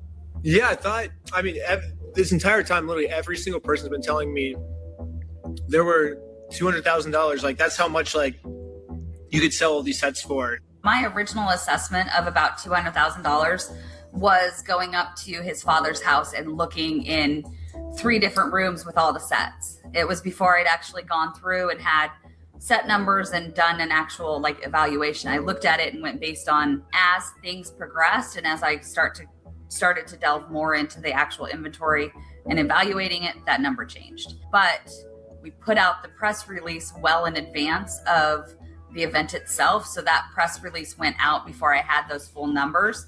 So we went, this is a nice even number that will grab attention and bring people into the store. So we went with that. And to believe that is accurate at the high end. It was one of those things where when she was looking through and going, well, it says this and it says this, you don't think even at the high end? You haven't actually seen the spreadsheet. No, I haven't. You might want to cut that part out because he hasn't actually seen the inventory sheet. He didn't even cut it out, but it doesn't matter. That just shows that, hey, sometimes your boomer dad can fucking be stupid sometimes. Well, it wasn't even him that made the mistake. It was her. Yeah. That was just her rough estimate before she actually got down and actually... Yeah. But even then, she admits that she didn't put all of them on record, so you never know. It could be it higher could than actually be worth that, or very close. The spreadsheet says about from between 85,000 to 120 something thousand. In the midpoint, about 107. All of that was recorded, not all the stuff that was not recorded. Something like that. Of what was inventory. Does that sound right to you? What's Carter doing? He's currently putting groceries up, and he's currently looking at the charts. He's looking at the charts. Yeah. Jeremy. So this has been a really big point of misinformation to clear up, because if we're ever going to find the missing Lego, we need to start with the right number, the right value. It's about 100. Carter says get on the game. $7,000. Now, between 2023 and 2024, the Gormans record sales of about $24,000 of Brian's collection in their inventory tracking list. And of those sales, Brian was entitled to about 65 to 70% of it. He was paid $17,000, which roughly tracks with that. Which means on November 14th, the big night, the remaining amount of Brian's collection that should have been in there is about $82,000. Or more. Now, it doesn't take a genius to realize this is a very different number than corporate provided, who found only $2,000 to $5,000 of it linked to Brian. And later they said they only found $13,000 to $15,000 in total Lego Star Wars. So you're talking maybe $11,000 to $15,000 total Star Wars, and that's all Star Wars inventory in the whole store. So that's corporate side of the story, but I didn't want to take their word for it. So I went through Crystal's photos myself, which she shared with me, and hired people to go through and hand tag the Star Wars Legos that were in these photos. We looked through over 200 plus photos, multiple videos, and matched what we saw with Brian's collection. In the end, I ended up with about $21,000 of Legos matching Brian's collection that can be proven to be in the store on the night of November 14th. Now, to state the obvious, that's about 3 to 5 times what corporate estimated, at least on their press release. Now, yes, there are inherent errors in these estimates. Maybe we picked up some Lego that matched Brian's collection, but wasn't Brian's. But even though this is a bigger number than corporate said, I have to admit, even with pretty generous assumptions being made, there's still a huge gap of about $61,000 here that I just couldn't find. But then I learned Brian had made a special side deal with M&R Productions, who had recently purchased some Legos from him. And this is where it starts to get messy. So these are the pictures that M&R Productions sent me, looking at the Lego that Brian sold him. This was stuff reportedly in storage, and it's interesting because of an early inventory list, which had a column called location that Crystal used. And it listed a lot of the Star Wars items as being located in what they called storage. Now, previously, I was told that all of the stuff in storage... So that's why there's a big, huge gap, because a lot of the stuff that was not on the floor was all in storage, all put away. And that's why it could actually be 200,000, because there's a lot of missing Legos, a lot of stuff that's in storage that hasn't been accounted for. Storage was put back in the store, but there's a bunch that's on this list that I can't find in the store that seem to appear in these pictures. Now, I've been assured, by the way, that most of these Legos were not part of the inventory spreadsheet. They were never given to Bricks and Minifigs. This is a separate part of the collection, but I did a check, and 100% of the items that match the Brian collection inventory just so happen to be listed with a location of storage. So this starts to make things incredibly fuzzy, and I'm inclined to believe that a lot of these are part of that same inventory list. Now, if we take that value of the side deal, that's about $10,000 to $20,000 that's not actually missing. Now, it was at this point I started looking more at the point of sales records. I realized maybe we could find some of this missing Lego there too. So this is from the Salem internal store records. Like, I guess this is what is entered when someone does a sale. And it's everything from September 2023 to November 2024 of Star Wars anything. And by the way, before we continue, yes, this was all a lot of work. If you want to, please support us on Patreon. That's how this show gets made. But anyways, according to those records, about $51,000 in sales went through during this time period in a way that matched Brian Mansell's collection. Now, that really worried me because Crystal's inventory list showed only $24,000 in sales for Brian, and Brian was only paid for that amount. But suddenly, I remembered back to a time when I spoke to Crystal, and I asked how much was sold prior to the takeover. Which is something similar from what you told me, Crystal. Yeah. You told me, hey, it was about 50-something thousand. Yeah. But Brian was only paid $17,000. Okay. And it should have been about double that. And I'm just trying to make sense of that, given that everyone's accusing each other of theft right now. You understand? I mean, without seeing any of those records, without seeing those individual tickets, I can't answer that any better. Okay, this is kind of a problem. The math ain't math in here. 65 to 70% of 50,000 is almost double what we believe Brian was paid. And digging into the details, it turns out a lot of these sales come from what Crystal's spreadsheet actually categorizes as layaways, meaning they were marked as having been sold, but layaways are when someone puts a down payment on an item and later pays it off. But the problem was there were a lot of these worth about $20,000 in layaway. And that felt a little strange to me. And because of that, I asked Josh Johnson, the incoming owner, and he responded, quote, there were 2 to 3 items on layaway when they took over. So on the list of that, on the inventory list, do you know about how many layaways? I haven't gone through and done a count, but I know it was vastly more than 2 to 3. It was about 98. That makes sense. So there were about $15,000 to $25,000 worth of sets on layaway. Okay. That's just the part that's surprising. That's the part that I can't get my head around. I go, how could, let me just be really honest. I don't believe there was that much layaway. I don't know. I don't know how that's possible. How could there be that much layaway? I don't know. It's like I don't believe, because I was talking to some people about bricks and minifigs. They go, yeah, there's some layaway. There's not that much layaway. I talked to people who were neutral, kind of on corporate side, but also people who were just normal bricks and minifigs people. They say there's not that much layaway. Help me understand why there's $20,000 worth of layaway here.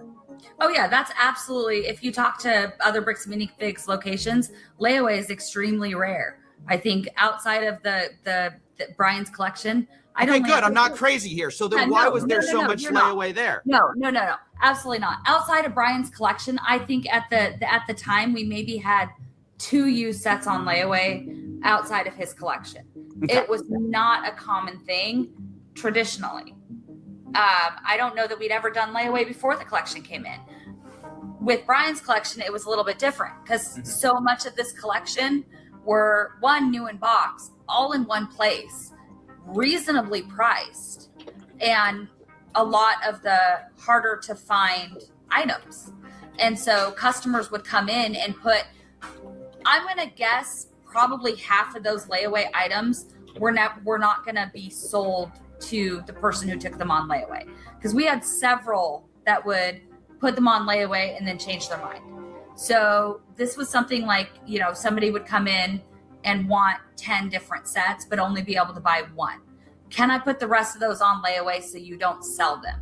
I'll pay $10 to put these sets on layaway. Traditionally with layaway, we would ask for 10% down.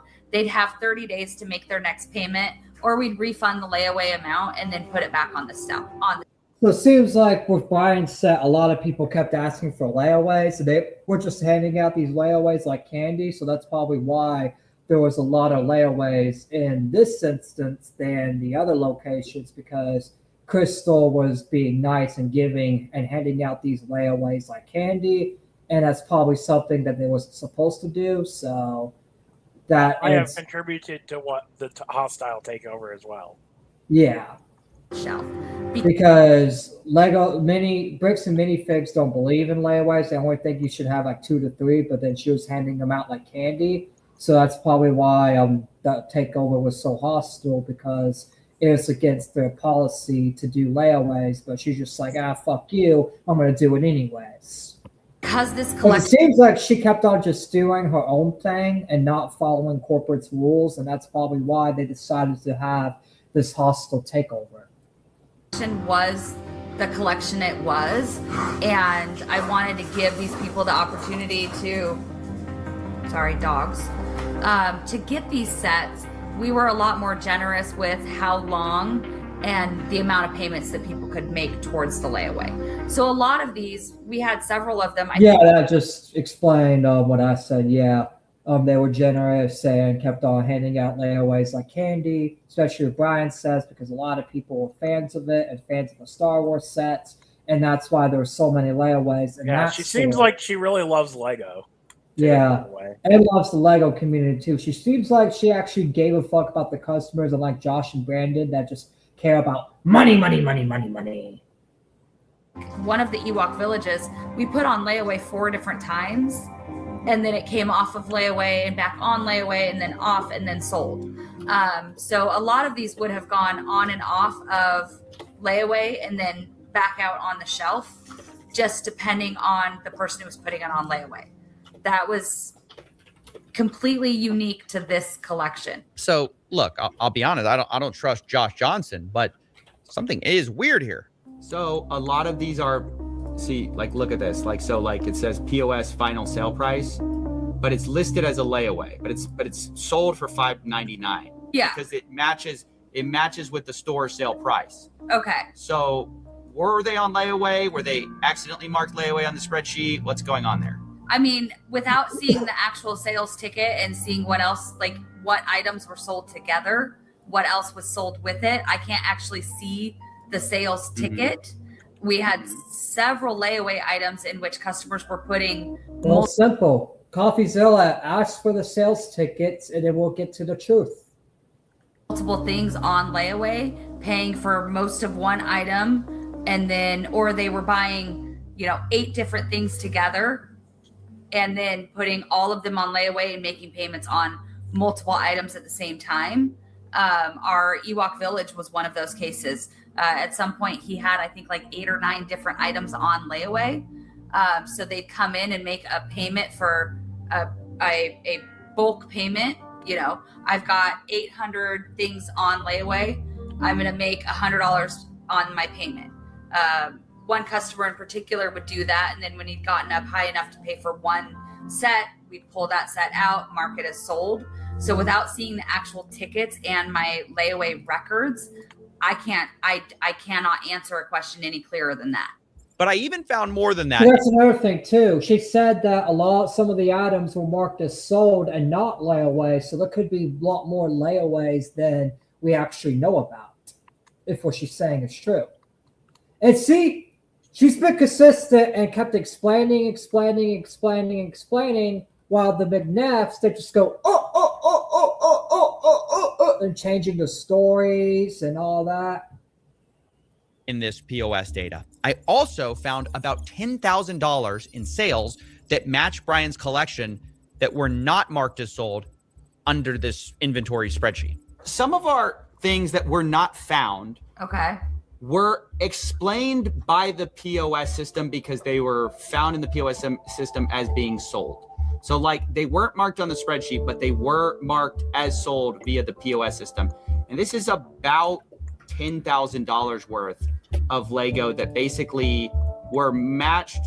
By the way, I did a poll in chat for y'all to vote on who's right. Who do y'all believe in the situation, given all the evidence? Do you believe the Gordmans, which I probably spelled the name wrong, I apologize, but it doesn't matter because y'all know what I'm talking about.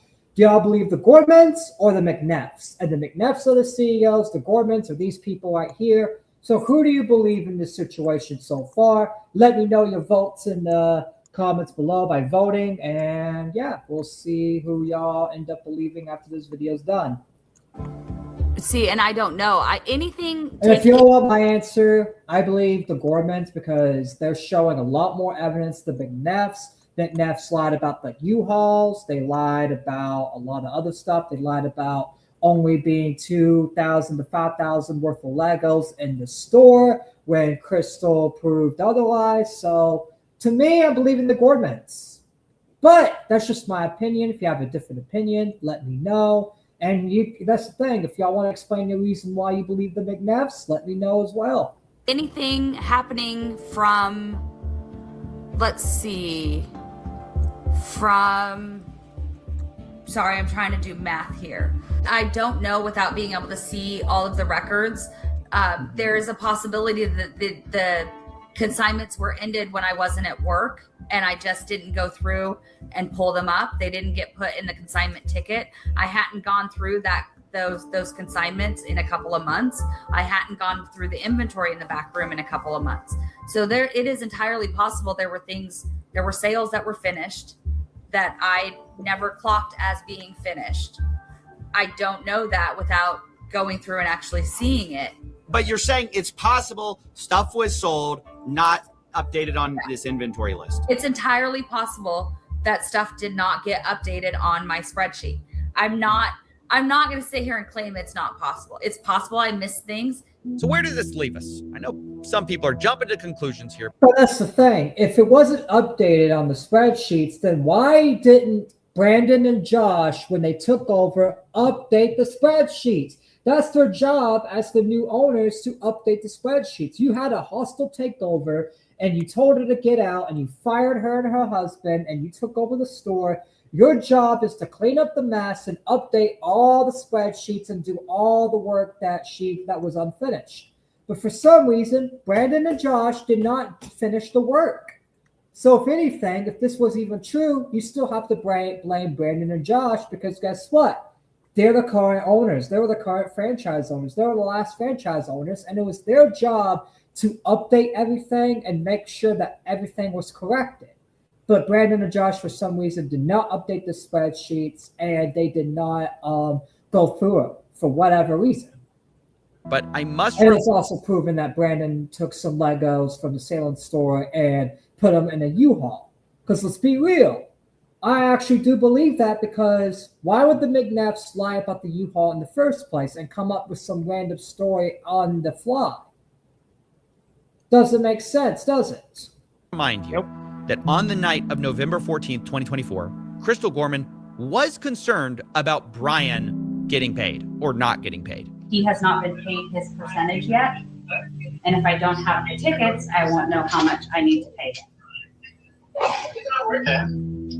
So Crystal, ultimately, that's a business thing and not necessarily yours. Brandon will take, because he's taking on the business. Look. It said Brandon would take over. That's what he said. Brandon's taking over. Brandon's the one that's supposed to do it. So why didn't Brandon end up paying Brian? Why didn't he go through the spreadsheets and pay what Brian was truly owed? See, even if the 200,000 number was wrong, it still doesn't justify Bricks and Minifigs fucking not paying the dude and not going through the spreadsheets like they said they would. They literally said that Brandon was going to do that and fucking make sure Brian was paid, and he never did. Takes on all that kind of side there. So obviously, one could see that and say she was intending to reconcile with Brian. Maybe she hadn't gotten around to it. And of course, corporate will probably take a more cynical view of what she's doing by printing these receipts. But the point is, regardless of whose side you're on, I think we can all agree there's a lot of weird stuff here on all sides. Abnormal stuff. Sure, maybe you can chalk some of this up to bad record keeping between the U-Haul, the layaways, the $20,000 in Lego sets that corporate called $2,000 to $5,000 that was there that night, the off-book deals. But even if we can't fully know 100%, what these weird things were about, I think they tell a story of what actually happened to Brian's collection. In a way, multiple people, I think, are kind of right, kind of wrong. The Gormans were correct that more of that collection was there that night of the takeover than previously thought. Yes. They fucking lied about that. They lied about the collections only being 2,000 to 5,000 there. Turns out there was a lot more. Even if it was just 2,000 to 5,000, why not give the 2,000 to 5,000 back? It doesn't make sense. This whole thing could have been avoided if they just gave the fucking Legos back, went to the records, found the records, and gave the fucking Legos back. All this would have never happened. The lawsuits wouldn't happen. Ben would be getting his life fucked over if Bricks and Minifigs were to just give the Legos back and do the fucking research and actually give the Legos back. Instead, they made it into a big fucking deal. Corporate also alleged that some of it was offsite, and that appears to be partly true, although some of that is disputed, and it looks like, way more of the collection was sold and layawayed than Brian was paid for. But all in all, there's a lot less missing than many people think, especially if your starting number is $200,000. What's up, Dan? $200,000? What the fuck? All right, well, it ended up not being, on records, because Coffeezilla went through the records, and the records show it wasn't actually 200,000, and that it was actually 107,000. But however, that was all that was kept on record. There was a lot of stuff that Crystal even admitted that wasn't on record, so it could be a lot more than just 100,000, 107,000. That number here. and I must have Because that's the total value. Lego sold 24,000. Brian got paid 17,000. Lego Gap 61,000. Brian side deal 15,000. Layaway. estimated with bad records that there's only about $10,000 to $20,000 in Lego that isn't explained by one of these sources. This isn't to say Brian's been fully compensated.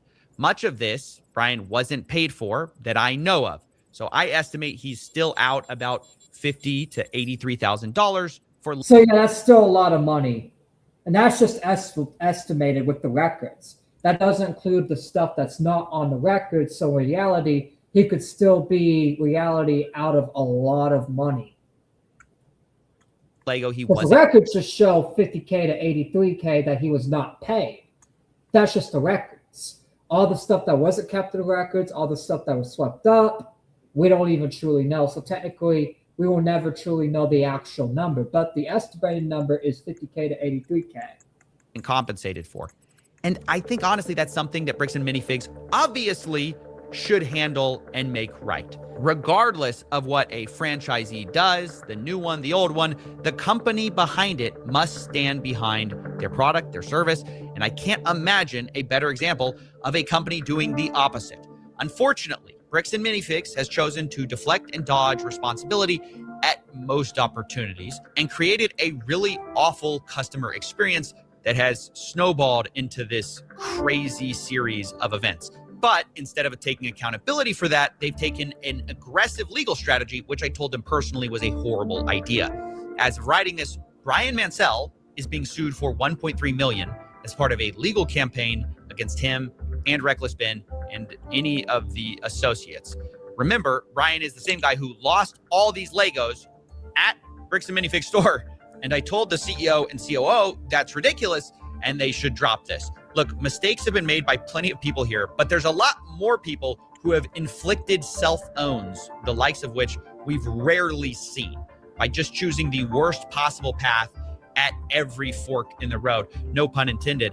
But the best path to making things right, in my view, is by just making Brian whole and moving on. Drop the aggressive legal strategy. You are a Lego store at the end of the day. You are supposed to be about fun, not about a rerun of Suits. But anyways, that's my investigation. Those are my closing thoughts. And I knew I wanted to approach everyone involved in this whole story with my results and see what they thought to close things out. Does all that make sense to you? Because I'm showing everyone in this story and saying, hey, the thing are that any of doesn't these make numbers sense- blowing Did Dan say something? Oh, no, I misheard. in your mind, or is any of this crazy to you? No, it's not crazy. But what's crazy, again, like all the photo evidence that both sides have points to there being, sure, $20,000 worth of Lego in this of Star Wars Lego in the store that night, right? I don't know, man. I'm just like, Look at him. He realized he was fooled. He's like doing this. He's like, brother McNeff, why did you get me into this shit?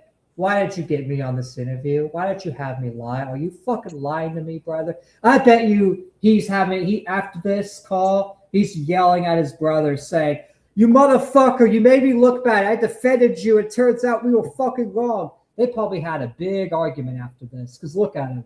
It shows he looks like he's regretting his decision a lot. He's regretting it a lot. Look at him. He's just like, what did I do? I don't want to be involved in this anymore. He's probably telling his brother, I'm still part of the company, but this situation, you're on your own. That's what I would do. If I was him, I'd be like, brother, you are on your own, buddy. You are on your own. I'm out. I'm done. You are on your own.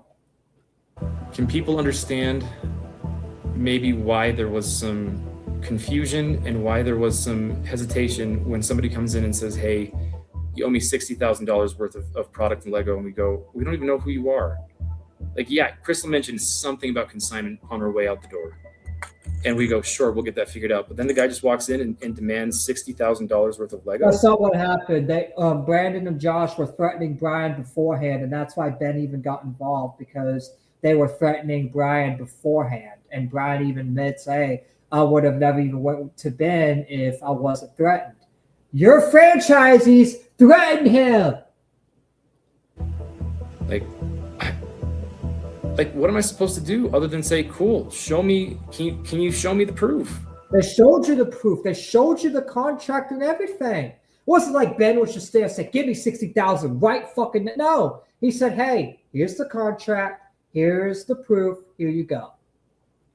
The problem is there's so much of a dispute on the timeline, and this is what's going to make this story so hard to tell, is like they say you guys are unreasonable. They tried, and eventually they gave up.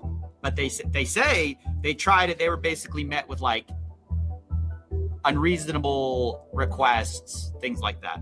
So that is true. That is true. That is true. That's why Ben's even involved, because you guys were being unreasonable from the very fucking start. Documentation?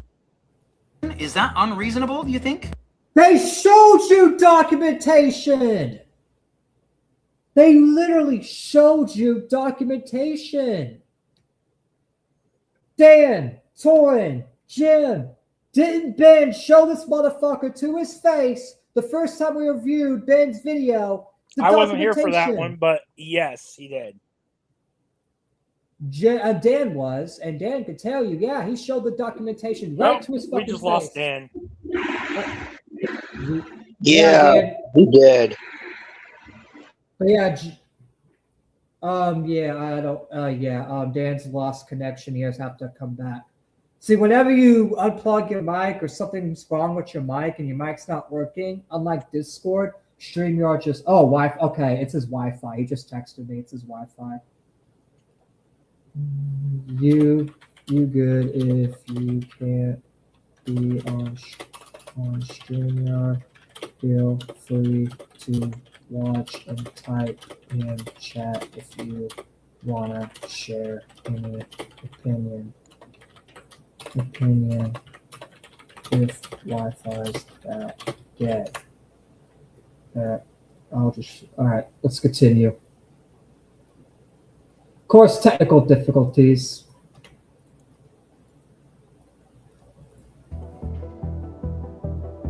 Well, I think they would say they provided the documentation, and you guys say you need more documentation. So, I mean, that's kind of the right. Yes, exactly. They provided documentation, and like, no, we need more. We need more. It's like they provided the contract, they provided the spreadsheets, they provided everything they needed. Like, what else do they need? Like, what other documentation do these people need to provide? I understand a spreadsheet and a contract are a good start. Yeah. So why didn't you go from there? Why didn't you try to work with them and be cool with Ben and try to? Because if he was cool with Ben and told him that he would figure it out and look into it and look into his franchisees, do you think Ben would have been harsh or even make the video at all? I don't think so.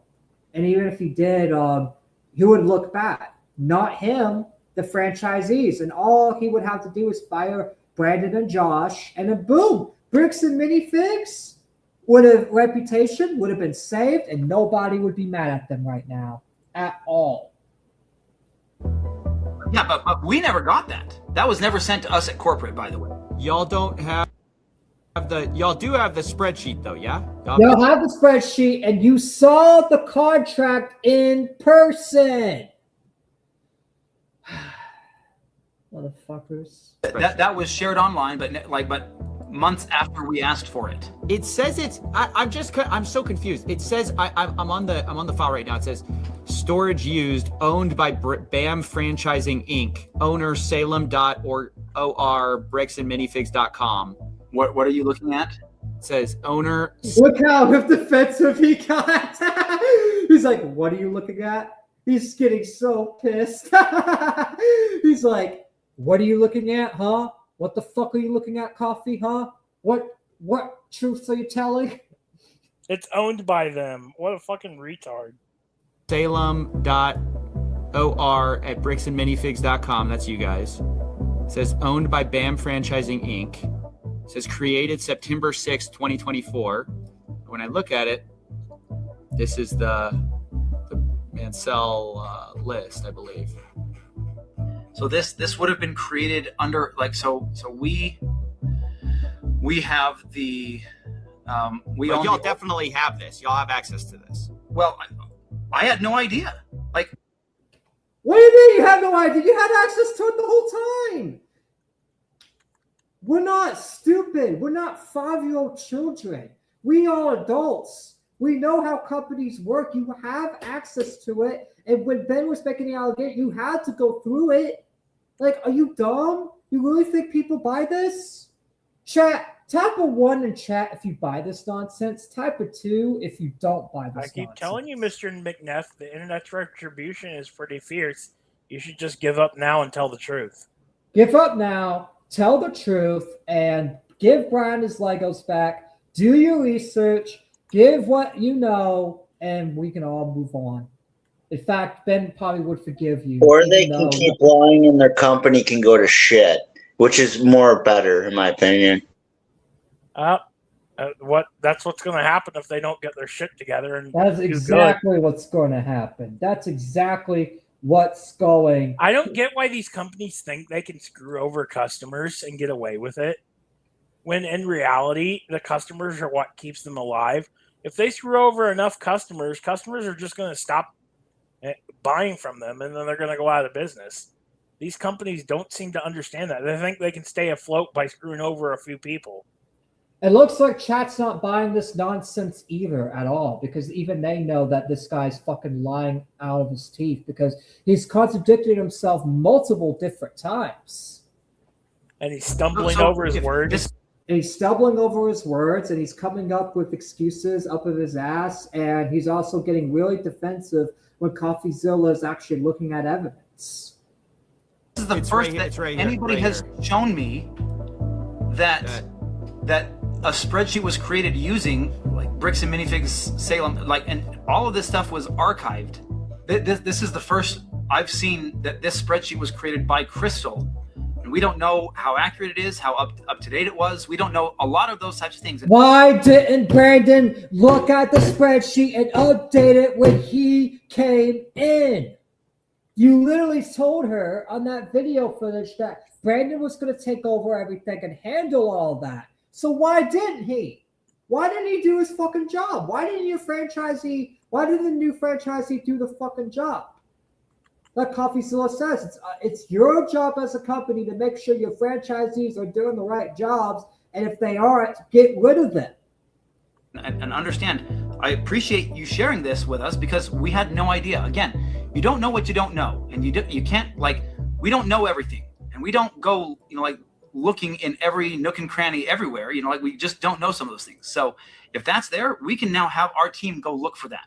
When it comes right, well, you better have your team go look for that, and you should have had Brandon a long time ago when this happened to update the spreadsheet. That should have been his first job coming in as the new owner. Update the spreadsheet, make sure everything's up to date and everything. down to it, they're going to have to make a judgment call and say, who's telling the truth? The people who are taking all the pictures and say, and we couldn't take pictures of everything the night of, but we're being honest consistently. And the people who are saying there was $5,000 there. Really? Like, that makes no sense. We've got the evidence, and yes, there's a discrepancy. We acknowledge we did not take pictures of everything, but does that mean that the discrepancy is, oh, and therefore these missing, percentage, whatever that would be, 5%, is some magical other place? Or it was sitting there in the store and we didn't get pictures on it. If I messed up, explanation. If I messed up on my record keeping, I will take accountability for that. Mm-hmm. It's possible. If my staff didn't draw attention that consignments had left out, so I'd move them to the thing. Any of that, I will take accountability to that. I am more than willing to do that. I need BAM to show me those tickets. As they promised to do. I will sit down with Brian and talk this over and figure out what we missed and where it was missed and how it was missed and make that right with him. I mean, that's new information no one's ever found out. So that's like awesome. They're going to lose hundreds of millions of dollars because of their own wrongdoing. They're literally going to destroy their entire company because they're this stubborn over maybe $20,000 worth of Lego. Sure, I'll be keeping you in the loop with what Nice. I'm excited. This was good work. My other final thoughts is, dude, you solved it, dude. That's awesome. Brandon and Josh are no longer working at Bricks and Minifigs. Was this worth it, you two losers? Was this really all worth it? Calling the cops, having the corrupt police department, using the Mormon church. Was it all really worth it? You lost your careers. You lost your manager positions. You lost your franchise positions. Now you guys have to go and flip burgers at McDonald's because guess what? You guys did this to your fucking selves. Do I feel bad? Fuck no. Does anyone feel bad? Fuck no. Type a 3 in chat if you feel bad, and type a 1 if you don't feel bad, because I don't feel bad for these motherfuckers that they lost their jobs. You should have done your fucking jobs, Mr. Brandon. You should have updated the spreadsheet, and none of this would have happened, you fucking fat fuck. And yes, I'm insulting him personally because he's a fat fucking piece of fucking shit. Your wife should be ashamed of you. Your family should be ashamed of you. And I'm not attacking your family. I feel bad for Brian them. Mansell and Reckless Ben for over $1 million in damages. They better lose that fucking lawsuit. And I hope Coffee's telling them how to fucking go without this, because that's the thing. I hope they fucking do lose the fucking lawsuit and they lose millions of dollars over these fucking Legos. A restraining order is in effect against Reckless Ben to prevent him from speaking about Bricks and Minifigs. The Gormans are suing Bricks and Minifigs. The lawsuit claims Brian's collection had an original aggregate value of $250,000. $250,000.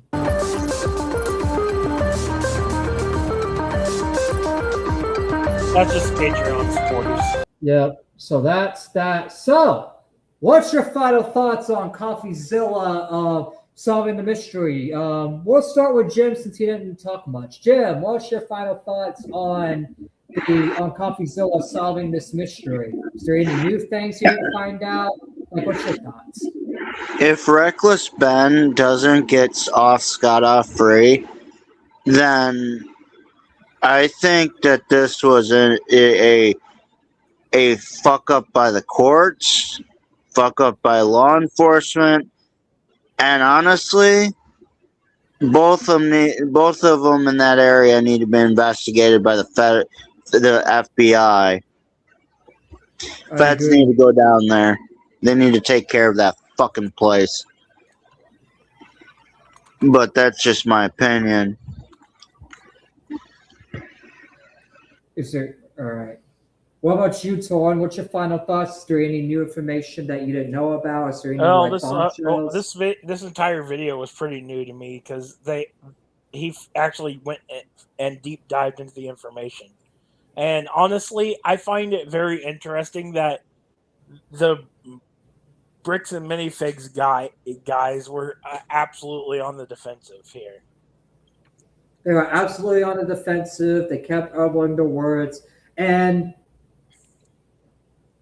is that everything? Because then I'll give you. Then I'm going to give what I found that's kind of fucking weird. Because the U-Haul thing is new. Because it's like the fact that they had a U-Haul and that Brandon was taking Legos from the safe and bringing it to another store in Eugene just automatically proves that, yeah, Brandon stole a lot of the Legos. And if the reason why there's a lot of stuff not counted in the spreadsheet is because Brandon took a lot of the Legos off-site after that night, and they're stored in some other store. And now they're either in storage or Brandon took them for his own self. And they need to be investigated if that actually did happen. And another thing too is the brothers didn't even have the same fucking stories. And not only that, but what's surprising to me is like the value is not even like correct. It's like a lot of bombshells dropped. There's weird stuff on all different sides, but in reality, whatever side you look at this on, it still doesn't justify Bricks and Minifigs' lawsuit against Reckless Ben, because they could have literally just talked everything out, given the Legos back, given the true value back. Instead, they're losing millions and millions of dollars, millions and millions of customers. A lot of people are stopping going there. And yeah, they did it to themselves. And they have no one else to blame. but their own selves, and hopefully Ben wins the lawsuit. We will continue covering the lawsuit whenever there's updates on that, and whenever the lawsuit's done and Ben actually makes his own video about it, then makes the video about the lawsuit, then we'll cover it. We'll keep on with this case and make sure that Ben actually gets justice, and I hope he's able to speak about it after the lawsuit, because this is just not cool. So yeah, let me put in the timestamp, 1:45. And the clips from yesterday will be uploaded today because I just had to wait for the stream to process, and I'll be clipping some segments there for tonight and make sure y'all get some clips. Anyways, now we got Tanga's video to go over. So Nintendo's continuing to be greedy. We finally get to shit on Nintendo again, because I know I was defending Nintendo from Kyle Owens, because Kyle Owens, that guy's a fucking crazy lunatic and he's fucking insane, and there's no defense for that fucking loser. So I was kind of being pro Nintendo, but now our pro Nintendo arc is finished. It's done. We get to shit on them again. Yay! Who's excited to shit on Nintendo? Who's excited that we finally get to come back to hating Nintendo again, because we had to kind of like Nintendo a little bit, because let's be real, that fucking Kyle Owens guy was being a crazy nutcase, and there's no defending him against Nintendo. But now we get to finally shit on Nintendo again. So is there any pre-perspectives? If not, we can get back and cover Nintendo's fucking greed. Is there any pre-context or anything, Torn, or you just want to get into the video? Into it, I guess. All right, let's get into it. Let's see. Nintendo being greedy. Let's shit on them for being fucking greedy sacks of shit, overpricing the games, and let's actually call them out for stuff they are actually guilty of.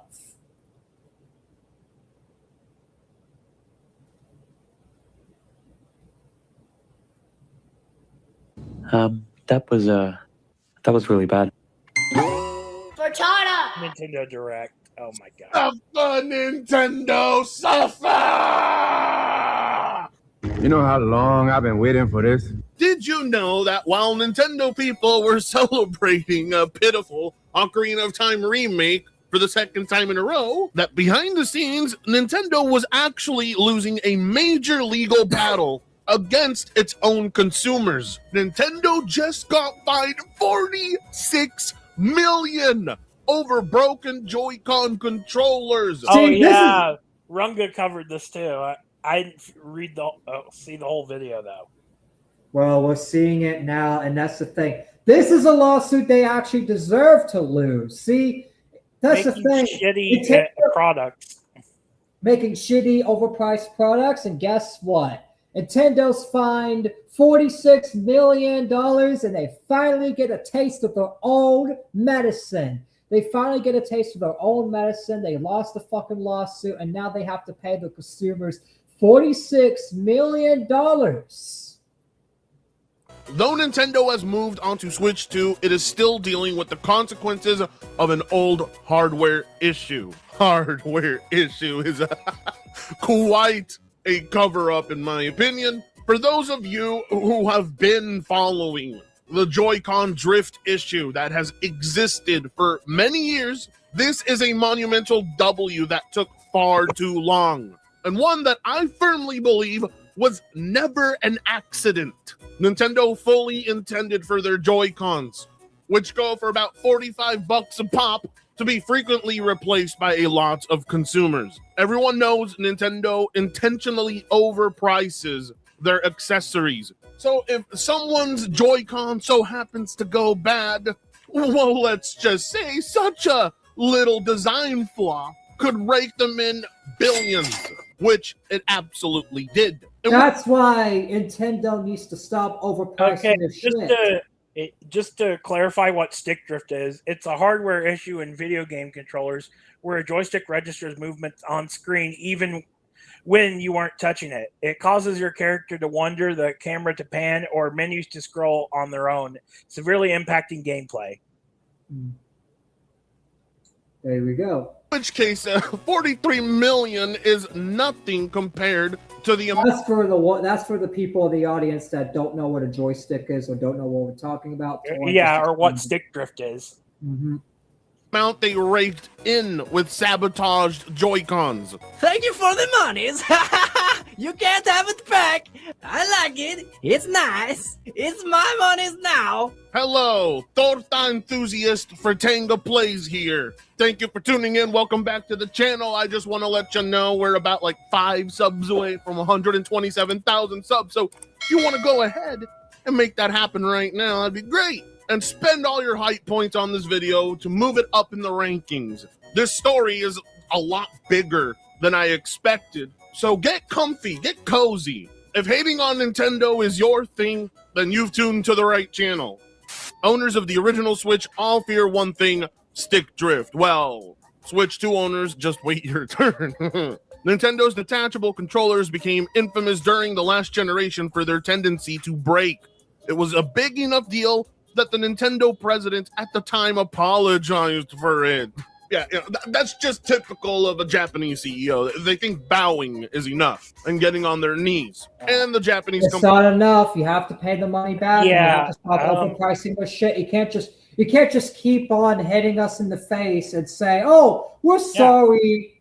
When are the prices going to go down? When are you going to actually put it in reasonable prices so that way, if malfunctions do actually happen, then we can't fucking just get you for billions of dollars? Because guess what? When you try to scam us and you sell us shit that's like $89, but it's not worth actually $89 and it has all these malfunctions, people are going to fucking sue. People are going to try to get the money back because guess what? We're not going to buy something that's just going to fucking for overpriced. That's just going to keep breaking down and not working.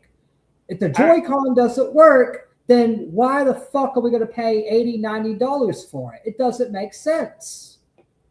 I remember when the GameCube was out and stuff, and I remember playing on the GameCube, and you could actually deliberately cause stick drift by holding down the control stick while turning on the power. It would register the controller in a neutral position while it was turned. So when you had it in an actual neutral position, it would cause the controls to move on their own. Raked in billions, but only paying millions. Yeah, they're raked in millions, not billions for Tenga. Get it right. So we get you don't like Nintendo, but you can't over-exaggerate. Like, I know that's a small thing to correct, but still. They're racked in millions. They're not racked in billions. Like, it's not that bad of a hit. It's still a hit, though, but you got to understand they are a multi-billionaire company, and millions are not that big of a hit. That's like, let's see, I'm trying to think of an example. That's like me breaking this phone. Yeah, that's a big hit, but I could still buy me a new phone. They could still easily get that 46 million back because guess what? They have investors. They have all these people. So in reality, 46 million is not really too much of a hit. It's still a hit, but it's just like, it's like a slap in the wrist. It's like me slapping my hand. It hurts, right? But guess what? It's going to be healed by tomorrow. Stop fapping, mister. Stop fapping, you fucking bitch. They started repairing Joy-Con for free. Years later, Nintendo's finally facing some... I'm not DSP, all right? This is not oh, the camera was on. Oh, I'm accidentally fapping. Oh, the camera was on. The camera was on the whole time. The camera's on. The camera's on. Imagine someone clips that out of context and actually says it. Yeah. That's some bait. I just threw some bait. Imagine the bait. He actually got off to having the camera on. That would consequences over its... Imagine he's just, all right, before we continue, imagine he's just like, oh, the camera's on. Oh. Oh, the camera's on. I love getting watched by my audience while I rub one out.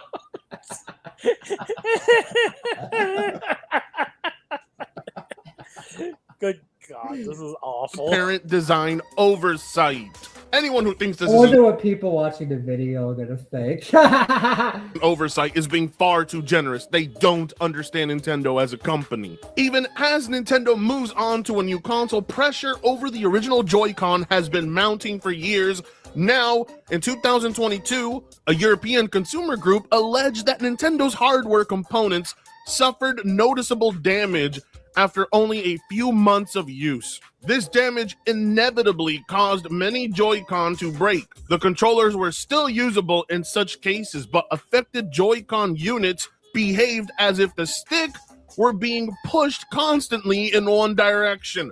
Joy-Con drift made it difficult to continue playing games, a fact that was particularly frustrating when the controllers were considered expensive. That's another thing too. If you want to overprice something, you have to make sure it's good.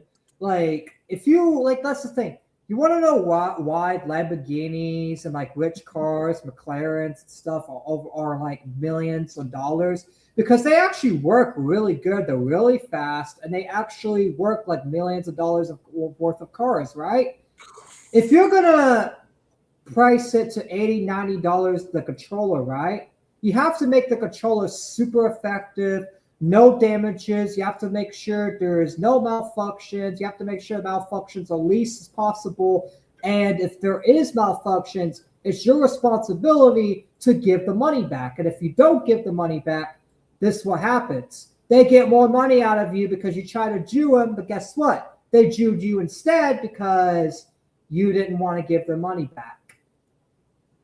On Monday, That's why Nintendo needs to take a lot of notes from this and actually stop overpricing your shit, because they think, oh, overpricing your shit, oh, we're not going to get in trouble. Oh, yeah, you will, because a lot of people are going to start suing you. A lot of people are going to start fighting back. And the fact that you have this out right here, it's going to encourage a lot of other consumers to start suing you and start getting the money back and even getting more money out of you. Nintendo was sanctioned for... If anything, Nintendo doesn't understand overpricing and scamming actually hurts you in the end, because guess what? A lot of people are not going to put up with it. In fact, people that don't just drink your cum every day are not going to put up with it. Even the people that do drink your cum every day. Do you really think they want to just play they want to play their Nintendo all day and night, and if the controller doesn't work, how are they going to get off to playing their Nintendo games? How are they going to treat your cum more effectively if your controllers and the stuff you're overpricing don't even barely work? 35 million euros by France's consumer rights. This Xbox controller is only like $30, right?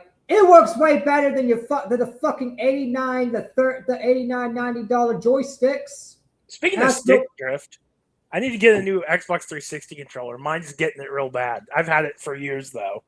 Yeah, you have it for you. See, that makes sense. You had it for several years. Let's see, I've had it since 2009. This is only like a few days they had it, and it was already malfunctioned. So it's like yours has lasted over 10 years. And how much was the controller when you bought it? It came with the refurbished Xbox, so. Okay, well. Yeah. Office over the Joy-Con Actually, issue. both dead. Roughly 40. And if you don't, that's fine. But do you know what it's worth, though? Like if you just bought it by itself? I do not, actually. I can look that up real fast. Yeah, look it up. For on average. Yeah, look it up, because it's really important, because it will show like how much Nintendo really scammed, because your controller has worked since 2009. We are in 2026. It's almost worked over 10 years.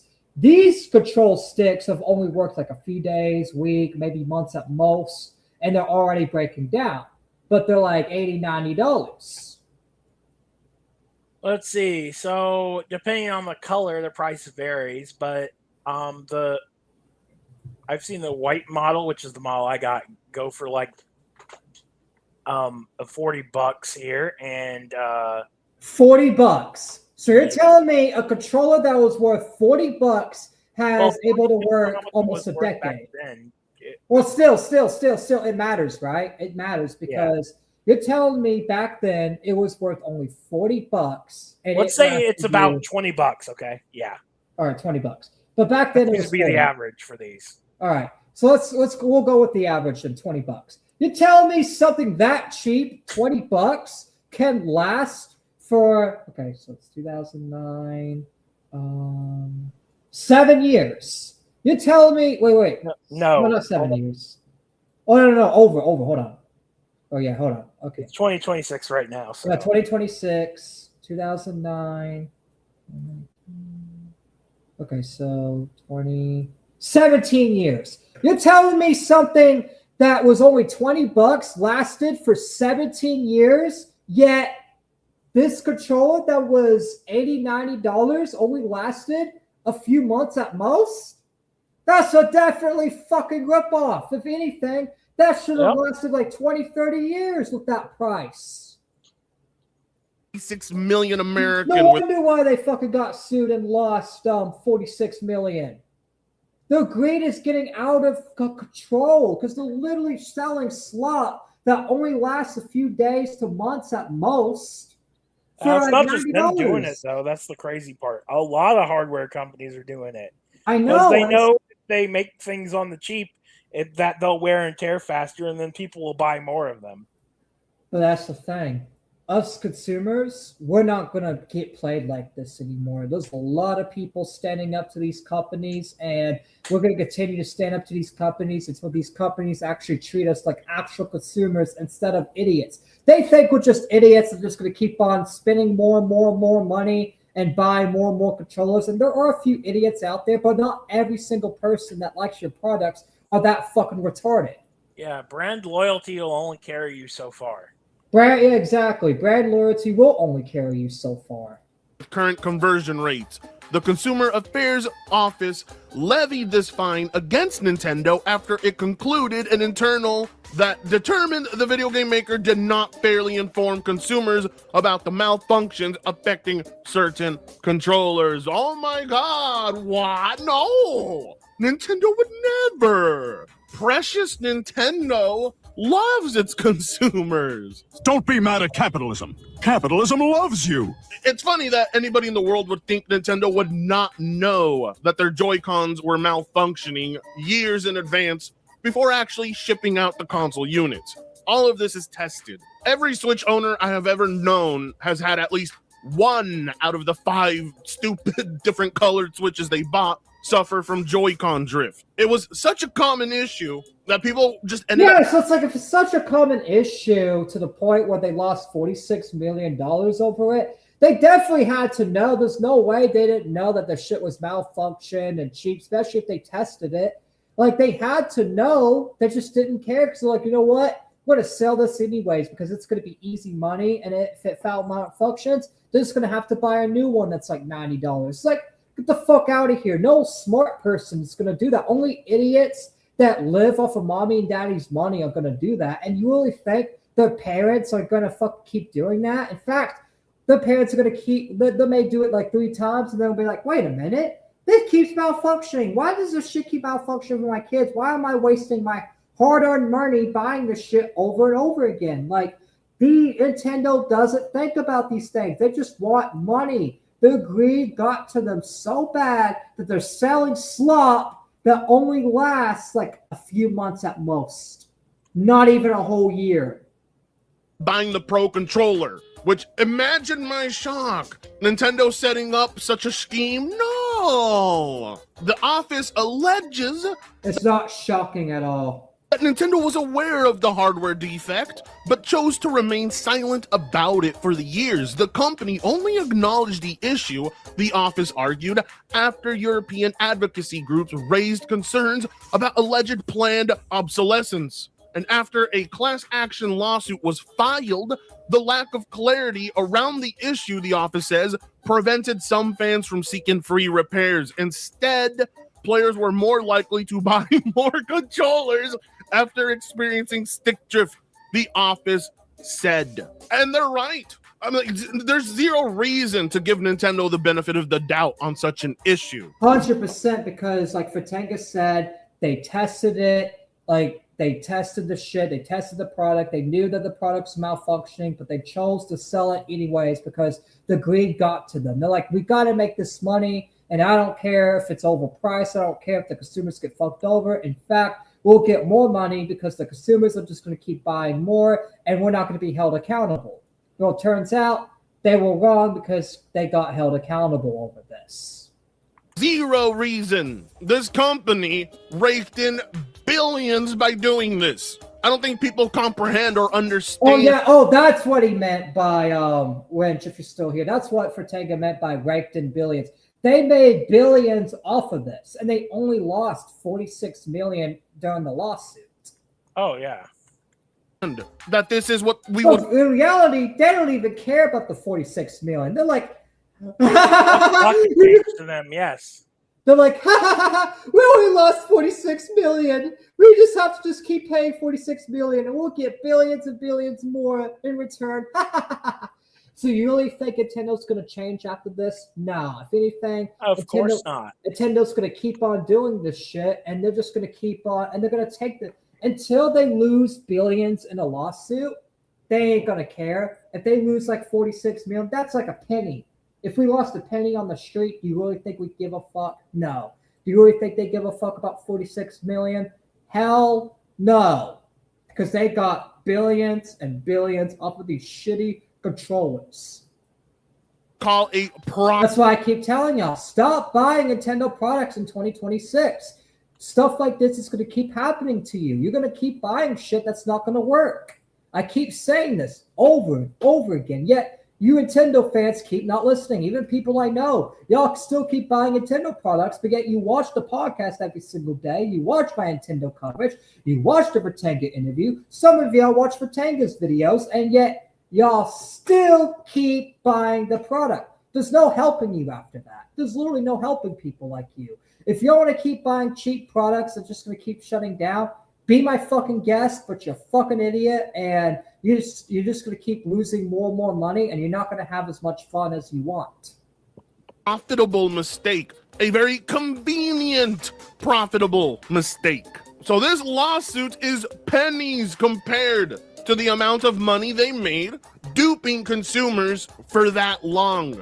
In comparison to most, it's merely a slap on the wrist, like, bad Nintendo. Yes, like I said, it's like, and Jim, I swear to God, do not make no fapping jokes or I'm literally going to go, oh! It's like this. It's like, okay, we'll keep walking. That's Nintendo right there. They got slapped on the wrist and they kept walking. Okay, we only lost $46 million. All right, guys, we're good. Let's keep going. Do, do, do, do, do. It's like you're walking on a trail, but yet you trip on the trail, but you just only hurt your knee, but the knee... I can speak from experience. Hold on. Let me finish, and then I'll let you speak. The knee, it's like you get you injured your knee, and then you get back up, and then you keep walking because the knee injury is not that bad. The injury to Nintendo is not that bad. Now, Jim, what do you want to say? Sorry, I was just in the middle of the monologue. I can speak from experience that these fuckers charged me an arm and a leg every time I needed to get a Joy-Con. Do you know how happy I am to have a Steam Deck on the go now? I can't recommend Also, it. Jim, you might want to turn down the volume on Oh, I'm sorry. Hold on. Yeah, because it seems like you're in, like, are you in 1684? No. It's called Lords of the Fallen. It's the new one. That's the why I'm new one. hearing 1684. Because I'm like, wait, are you back in time? Could you tell the kings that our generation are fucking retarded? Yeah, I could tell them that, and they'd be like, "Oh shit, the future is fucked." Everybody would be killing themselves. Okay.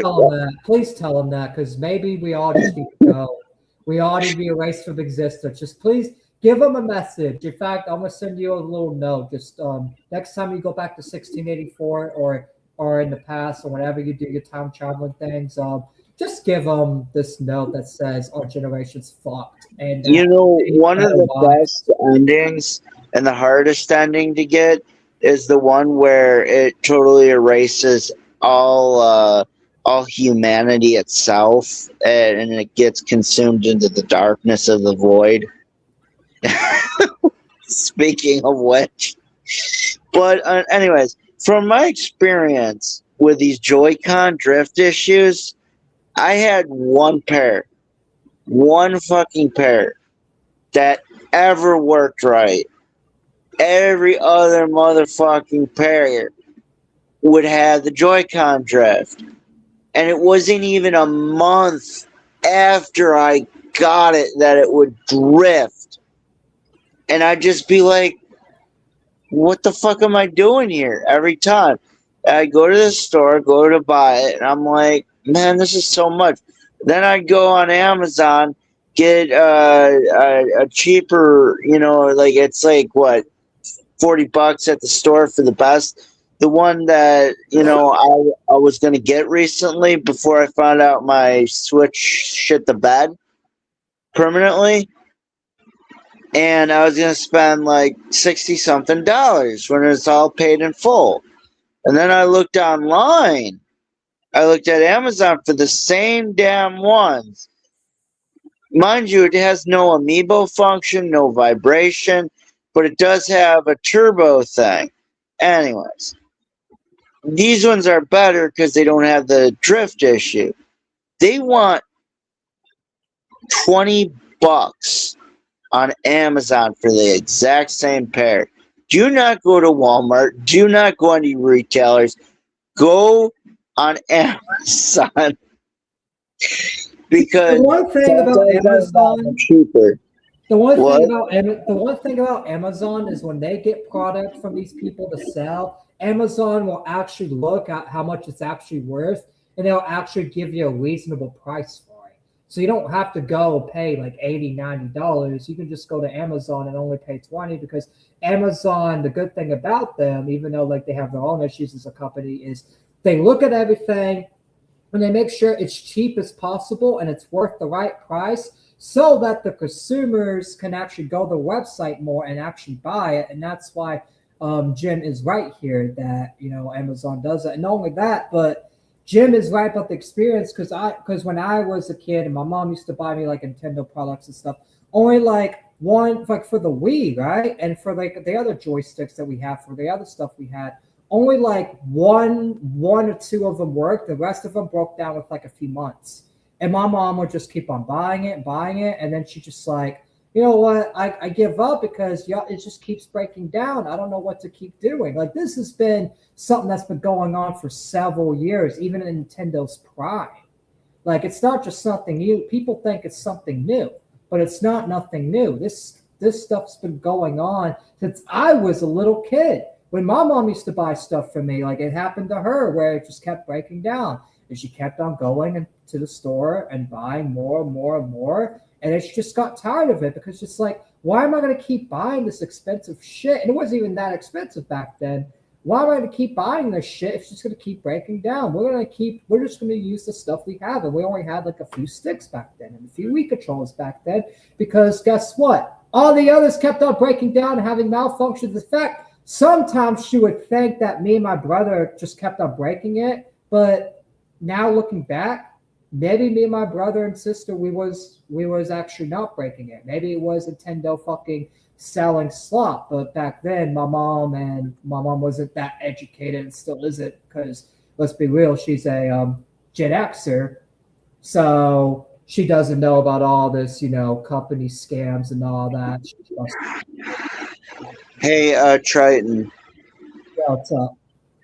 So I know Torrin has a story. I think Torrin was the one telling the story, but my sister-in-law, she told my brother, and I overheard it. It was when I was younger, and they had just gotten married, and she was talking to my oldest brother, and they thought I was asleep upstairs. She basically admitted to taking a Wiimote and using the vibration thing. Oh, I know a lot. There's a lot of women that do that. Yeah. Some of them use. I know. I remember one. I remember hearing about one that used an Xbox 360 controller for it. Oh, those are yeah. But anyways, I just thought I'd share that with the class. No, I appreciate you sharing it because it actually made me remember my situation back then because my mom just thought it was me and the siblings just breaking the controllers because because I would kept telling her, hey, the controller's not working. She's like, oh, it needs new batteries. And then we put new batteries in, then the controller would break again. She's just like, oh, it's your fault. You're the ones doing it. It's like, no, Mom, the company's the one that's doing it. But she didn't understand that back then. I don't And think now- you guys did either, honestly. No, we didn't. That's why back then we didn't. We just kept buying more and more because we didn't understand. We thought it was our fault. My mom just kept on saying, "You guys Yeah. gotta keep being responsible." But in reality, we was responsible because we didn't throw the damn things. We didn't fucking break it. We didn't drop it as much. It just kept on malfunctioning. But back then, before we was educated, because I was young back then, we thought it was our fault. We thought it was us that's doing it, and we didn't understand this back then. But now it's like, now that we understand, it's like, maybe the malfunctions, was not our fault back then at all. Maybe it was actually Nintendo's fault back then, and maybe if I explain this to my mom years later, maybe she'll understand why all those malfunctions happened back then. Because back then, we just thought, it was just the controllers breaking. The kids are just being irresponsible. And I thought I was being irresponsible because that's just what my mom thought. And I didn't, have the knowledge I have today about Nintendo. So it's like, that's why Nintendo kept on getting away with it because a lot of the consumers were young at the time. But now that consumers like myself are older and we understand and the internet exists and people like Fratanga and myself exist to break us down, now people actually understand, hey, it's not your fault. You're not the ones dropping the controllers. It's Nintendo purposely selling cheap shit and overpricing it so you can actually keep buying more and more and more because they know that the average people, that the average Joe that are not on the internet every single day will, when it breaks down, they'll think it's their fault. They'll think they're the ones that break it, and that's why they keep coming back. And that's why they keep making billions and billions off of doing this because a lot of parents are stupid. A lot of parents, no offense to them, but a lot of parents that don't look at the company's reputation and stuff just think, oh, the kids are doing it. The kids are breaking the controls. Oh, I gotta buy another controller for my stupid bratty kid because they keep breaking it. It's like, no, it's actually not your kid. It's Nintendo doing it. They're doing it on purpose so you think it's your kid breaking the controller so you keep buying more and more and more product. Make sure the Switch 2 doesn't do that. Nintendo denied allegations of misleading consumers and framed the $46 million fine as the amicable resolution of legal proceedings. In 2021, See, that's the thing. The boomers and parents and all that are just going to eat that shit up, and they know they're going to eat that shit up, and that's why they deny the allegations, and that's why they're going to keep doing it over and over again so they can trick the parents. It's not us they're tricking. It's not me, Fratanga, you, Jim, people that know the truth are tricking. It's the parents that don't know the truth that they're tricking. It's the people that keep on buying it and don't understand how Nintendo as a company works, like Fratanga said earlier. They don't understand how the company works or how the company moves. So they just think, oh, my kid broke the controller, or I broke the controller. The controller's just not working because of our mistakes. So they keep buying more and more controllers and keep thinking it's them over and over because they don't understand how Nintendo works because they trust that Nintendo's doing a good thing, that Nintendo is putting these good controllers, and that they're like, oh, this controller's really good. How dare you break this expensive controller? But in reality, it's like, it's already been broken. They're just showing you cheap shit and overpricing it. But a lot of parents and a lot of people that don't understand how Nintendo moves and operates works. That's why instead of just saying Nintendo bad, you got to understand how they work. You got to explain how they work. And that's why I'm here reacting to Fratanga's video, because I feel like we do a better job, no offense to Fratanga, of explaining how Nintendo works. And Fratanga also does a good job explaining it, but I feel like we give more details and examples of how they work because we actually do have experiences and stuff. Because that's the thing. My mom bought nothing but Nintendo products for us as we were little, and we had these same situations happen to us back then, but we didn't understand how the company worked back then. But now that we understand how the company works and we're red-pilled on Nintendo, now we understand, oh, wait, it's the company doing this on purpose, selling us cheap product that's going to break down in a few months so that they can keep on spending like $90 more and more and more. No asserted that. No, so there were a few chats I missed from Wrench. All right, I read that part. Nah, tell them more temporals, more conquering. And mercy would be their downfall. Yep. Its OLED Switch model improved its Joy-Con, but reports of stick drift persisted nonetheless. Of course, Nintendo would fine 46 million of the billions they made off such a scam to be amicable. Because for them, that's nothing. For them, that's about how much they've lost in legal proceedings and lawsuits. I mean, personally, any penny Nintendo loses and is forced to pay makes all the blood rush to the tip of my penis. But realistically, oh my god. I don't even know why, because you really think them losing a penny is going to do anything? You really think them like losing $46 million? I understand you get hard and go, oh, but even then it's just like, it's nothing. They have to lose billions in order to hurt. Once they start losing billions in lawsuits, then that's how they're going to hurt, and that's how we're going to actually win this fight. But them losing millions is nothing because they always get that penny back. They always will get it back by putting more scams. Every time they lose 46 million, they gain billions and billions in return. So do you really think that they really give a fuck? No, they don't. So in reality, you're getting a penis hard for literally no reason, for Tanga. I think you just like seeing Nintendo No, I know. I'm playing into the joke. I know he's joking, but I'm just playing into the joke for comedic purposes.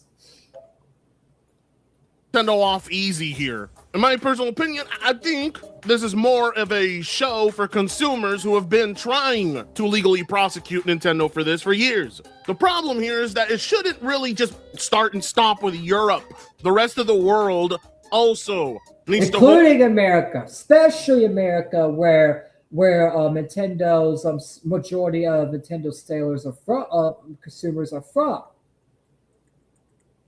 Nintendo accountable, and so we see about 5. Wait, what? Actually, you know what? I don't know where their majority of consumers are from, to be honest. I know a lot of them are from America. It's America and Japan. Yeah, and Europe, and like the UK. I know that. Yeah. Those are like the 3 big markets. Yes, the 3 big Maybe markets. also Brazil as well. So Japan, Brazil, America, we all have to come together and we all have to start filing lawsuits against Nintendo and actually start, taking them down. That's how they lose billions. If all consumers from all different parts of the world start, suing them and winning lawsuits, that's how they'll lose billions, and that's how we actually force their hand to lower the prices, and either lower the prices or make the products more better. Because what people don't understand is Nintendo has the ability to make these products better. They have the ability to make these controllers because they have billions of dollars. They could easily pay to have these controllers work and last for 10, 20 years, but they purposely don't because they know that they will make more money if they just sell sluff and trick parents into thinking that it's just them breaking the controllers and the kids being fucking, bratty, spoiled little brats just don't know how to run the controller right. But in reality, it's Nintendo scamming them. That's why Nintendo's doing it, because they know parents are just going to, because they know they can't tell the kids no. When the kids break the controller, they want more, and they're not going to shut the fuck up until they get another controller. And they're using that an advantage against the parents, and that's why parents keep buying more and more and more, because Nintendo's basically using the fact that kids don't know any better against the parents, because the parents don't know any better about Nintendo as a company either, and they're using that as an advantage. And that's the thing. Until we educate parents and the boomers into how Nintendo works, they're going to keep on getting scammed over and over and over again. Joy-Con 2s are the 4th most selling game controller / accessory of all time. So, the rest of the world can afford to rake in a little more money from this company because it would be funny. That's literally it for me. It would be funny. And I wouldn't... See, it's not just about funny for me, right? If Nintendo starts losing billions and billions of dollars, then it'll actually force their hand to either do one or two things. Either lower the prices, or if they don't lower the prices, they actually make the product better and actually make it worth $80, $90 because they have the money to do that. So that's my thing about all this is if people sue and actually make Nintendo lose billions and billions and hit them where it hurts, it will actually force Nintendo's hand to either pick one of the two options: lower the prices or make the product actually worth $80, $90 and make it last 20, 30 years.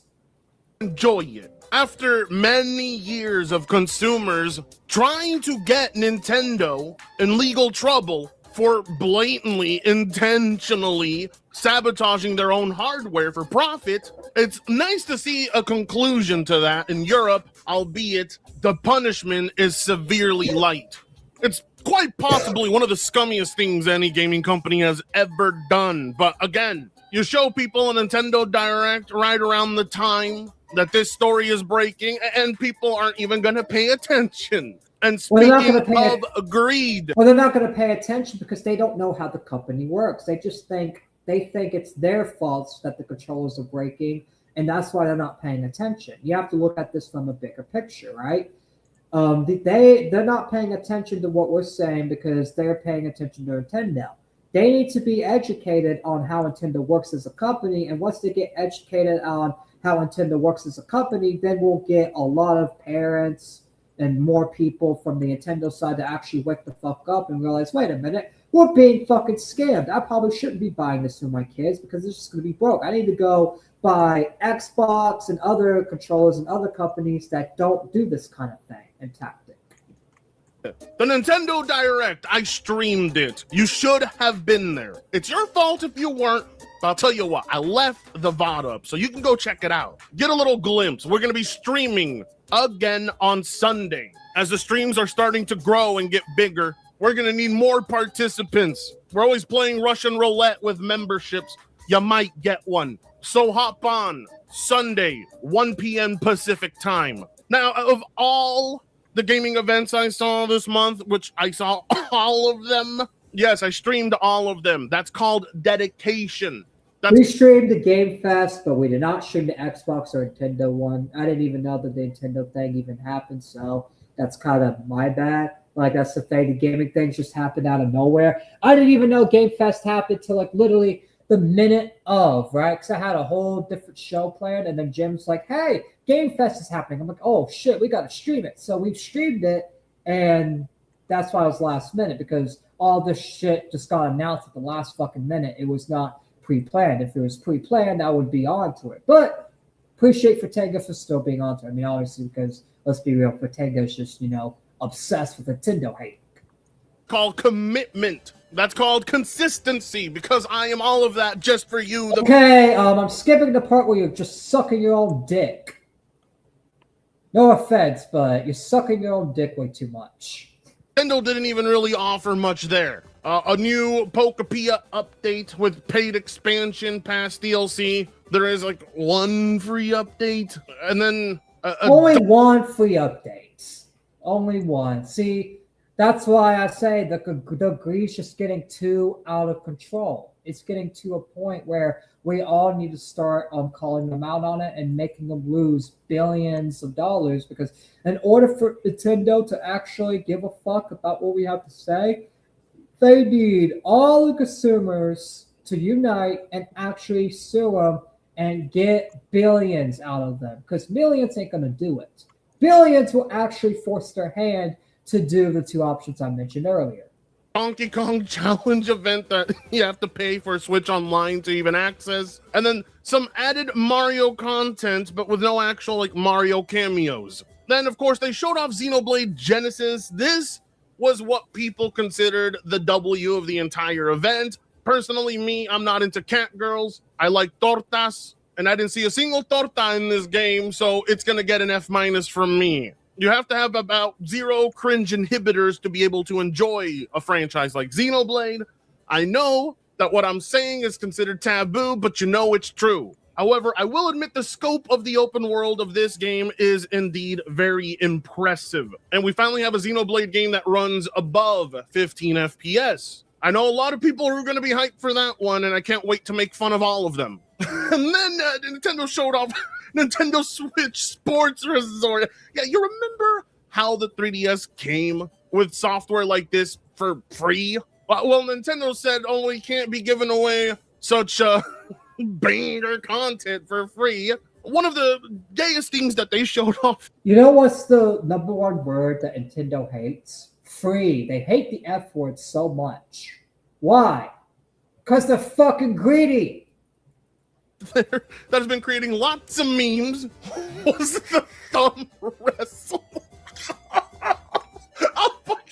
I don't understand why Nintendo continues to try to create such gimmicks that never take off. They never become mass adopted. I mean, at one point, you want to give them a C for effort, but legitimately, this company has run out of ideas when they're resorting to doing virtual thumb wrestling using the Joy-Con in very inappropriate ways. I mean, the way the dude was handling that Joy-Con is how I wish a torta would handle my dick some days. I don't know.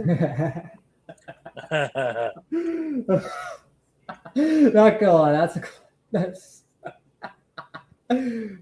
what I could say about this. That YouTube. That's probably what they you know why they handled a Joy-Con like that? Because let's be real, billionaire companies, there's a lot of like stuff where they just suck each other off. So that's probably how they suck each other off behind the scenes. Allow me to get away with. And you think it's funny, but it always comes out that there's some shady sex shit in these billionaire companies. Believe me. Look up all the allegations in all these different billionaire companies, Epstein's Island and all that. It's just billionaires sucking each other off. That's what billionaires like to do, is suck each other off for some reason. They do that in the rap industry. They do that in the Hollywood industry. They do that in the acting industry. And I bet you they do it in the Nintendo industry too. It's just Nintendo there hasn't been any allegations came to light of it because they know how to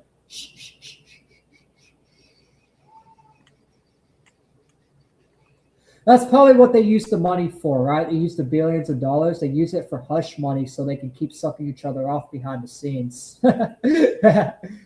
Hell, I'm joking, but it is real in like Hollywood and shit. Like this stuff is real in Hollywood. So I wouldn't be surprised if it comes out like 10, 20 years that this stuff's real behind the scenes in Nintendo. Right now, it's just a joke. It's not no serious allegation, so I don't want no one thinking I'm making some serious allegation. It's just jokes, but I wouldn't be surprised in 20, 30 years, it comes out that they were sucking each other off the whole time for several years, and they're using hush money to keep it behind closed doors. Sure, they'll let me get away with what I just said now, but holy shit. This has got to be one of the most depressing things I have ever seen Nintendo do. Right next to trying to sell people cardboard. No, but don't worry. You get boxing, table tennis, archery, tennis, volleyball, bowling, basketball, golf, jump rope, skateboarding, power cruising, and prop playing, flying. He's really enjoying it, playing it like that, too. Look at him. He's just like, oh, this is how I suck off my billionaire friends. Oh, this is how I suck off Jamal. Oh. Yeah, I really don't know who's going to buy this. This is the kind of stuff you're supposed to bundle with your hardware initially, but the Nintendo. Oh my god! No way! No! You saw how they're shaking? No! Bottega was right. This is inappropriate. What? You don't do this in arm wrestling at all. Have you It's ever thumb wrestling, not arm wrestling. Still, you don't even do any thumb wrestling. Like, they're literally doing it like they're fucking jerking off. Nintendo of today. Oh my god. I mean, to be fair, the Wii had that thing where you could play games with your ass, so. Still. Oh, The that's balance just board, I think it was I know called. what you're talking about. Yeah, balance board. That shit. Even as a kid, I didn't understand, so I couldn't call that out back then. But now that I understand, it's like, ugh. Maybe I just have dark humor. I don't know, but you tell me, chat. Doesn't it look like literally? It is nothing like the Nintendo of yesterday.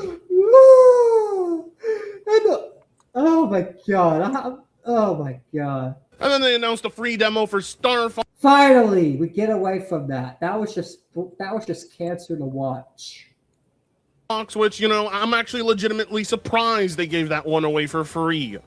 When I was growing up, demo usually meant free. These days, they have to let you know if it's free by putting free before the demo. That was honestly the biggest surprise. Anything free. See, and even then, right, when Nintendo gives away something for free, there's still paywall content in the free content. So is it really free when there's some paywall content? That's like Wizard 101, right? Wizard 101 advertising themselves as a free game, but in order to beat the whole game, you have to pay the paywall.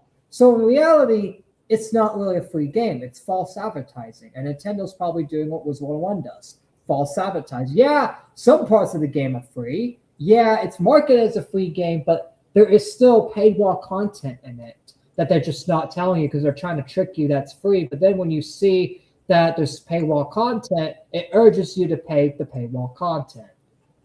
Free from Nintendo. And then, of course, there is one thing Nintendo has that could make me slightly envious, could make me wish I had a Switch 2. Could, in theory. And that is the Duskbloods, From Software's upcoming exclusive for the Switch 2. And I say could excite me, but it won't because it's an all multiplayer dedicated game. And people have been dying for an in-depth look at this. This is actually quite a big deal. Nintendo secured a huge title through From Software, and you would expect that they would highlight that they would really want to make sure people focus on this. Because Elden Ring is one of the most successful games of all time. From Software is one of the most treasured developers of all time. And what do they show us? Nothing. They don't show us any gameplay. It was the biggest middle finger to anybody excited for this title. A non-first party exclusive for the Switch 2. And it's almost as if Nintendo is kind of spiteful because it might be better than everything they make. And so they don't want to highlight that. That or Miyazaki's trying to hide the abysmal performance of this title, which wouldn't surprise me because Elden Ring was running like trash on the Switch 2. All they had to tell us was that it's getting a closed network test this summer. And it's supposed to launch this year, but I have seen like about zero marketing behind this game. It's quite astonishing how there's been zero momentum for this title. It's as if perhaps From Software is almost ashamed to show it off. Or Nintendo doesn't want it to outshine their own first party. Or it could be that, they're trying to show off an event for people of all ages. So this wouldn't be an appropriate title for them or something. Whatever may be the cause, one cannot deny it's disappointing to see Nintendo basically bury this game and dedicate more time to thumb wrestling. One of the biggest reveals at this event was actually a multi-plat game, surprisingly. Kingdom Hearts 4. And anybody who knows me too well knows that I slander Kingdom Hearts. I think Sora's big-ass gay shoes are the stupidest looking things I've ever seen in a video game. His shoes alone and his walk cycle make it hard to want to touch a Kingdom Hearts game. And also, Let's be real. I don't give a fuck what shoe the person wears as long as the story's good. That's just like nitpicking to me. Because it's like, who gives a fuck if the shoe doesn't look good or not? Who cares? That's a small detail. You know what I mean? It's like, yeah, you would want, your character to have better gear, but it's like, oh, the shoe doesn't look good. Who gives a fuck? It's a shoe. It's a shoe.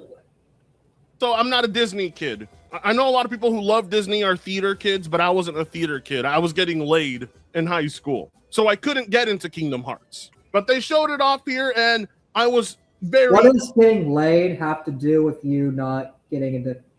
What does that have to do with anything? Very unimpressed. But it wasn't just me. Lots of people were He's very saying underwhelmed. people have no lives, but he had one. I mean, I don't want to shit on the dude, but you even admitted like all you do is like, I mean, we have the same life, so it's like we're on the same boat. But it's like, come on, Fritanga. All we do is smoke weed, bro. In fact, we were all fucking hitting blinkers last time we were on call together, like, which I do appreciate. But I mean, who knows? Maybe you had a life in high school. Maybe now that you found your own place, you're just chilling, living life, and that's fine. It's perfectly fine to chill and live life. But yeah. Not to mention, this is the strangest place to be revealing Kingdom Hearts. I would expect that at a State of Play, but I'm guessing Nintendo locked in the advertisement. And I mean, I'm not gonna lie, from a business standpoint, I think it's genius. I don't think it's strange that they revealed it, because that's the thing. It's Nintendo Direct. They reveal all the games in June 2026, and so they are gonna reveal Kingdom Hearts as well. So it's like it's not really that much of a strange. I'm pushing back a little bit. You know what I mean? That this title was revealed here. They paid money to get eyes on their platform. And then for the people out there who don't care about sex, this is a big deal for them. So congratulations. Then, of course, they finished it off with what everybody had been anticipating and waiting for, the Ocarina of Time remake. And how does it look?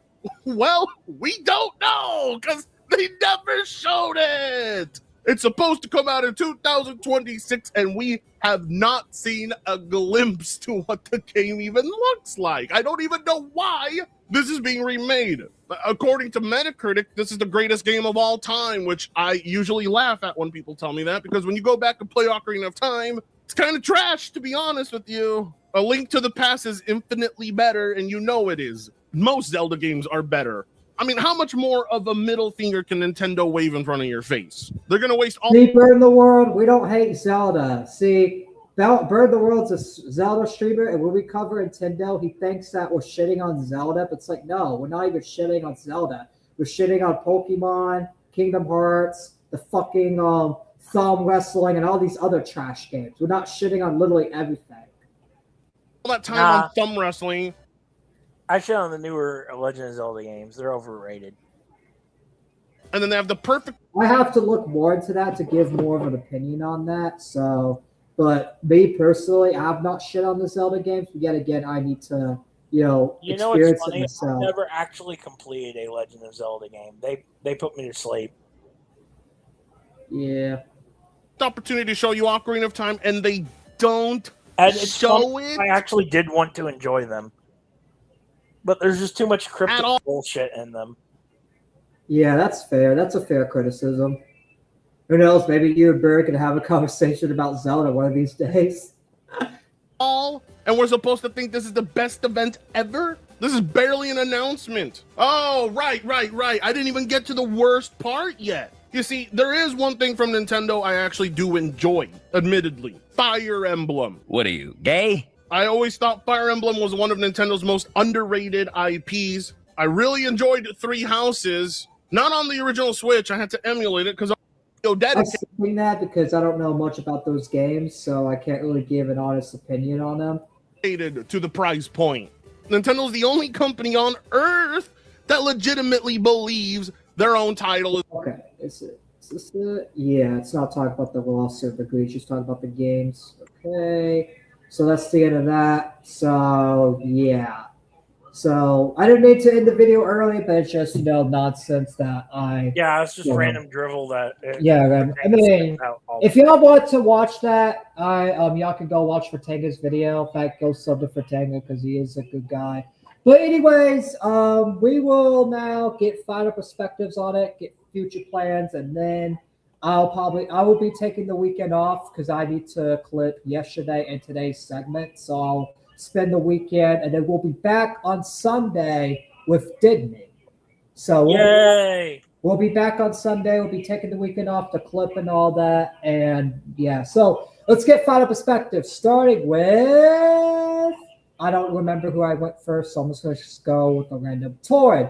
What do you think about Nintendo losing $46 million because of the joysticks being trash? I'm not surprised. Do you think that's like a beneficial blow to them, or do you think like they'll just? I don't think it matters because it's like chump change to them. What about you, Jim? Jim, the 1684 kidnapped Jim. Yes. What's your final perspective? My final perspective is this: is that the Fire Emblem is always good, but the fact that it's like over, what was it? It was like 60. No, it was 9. No, was it 90 or I forget.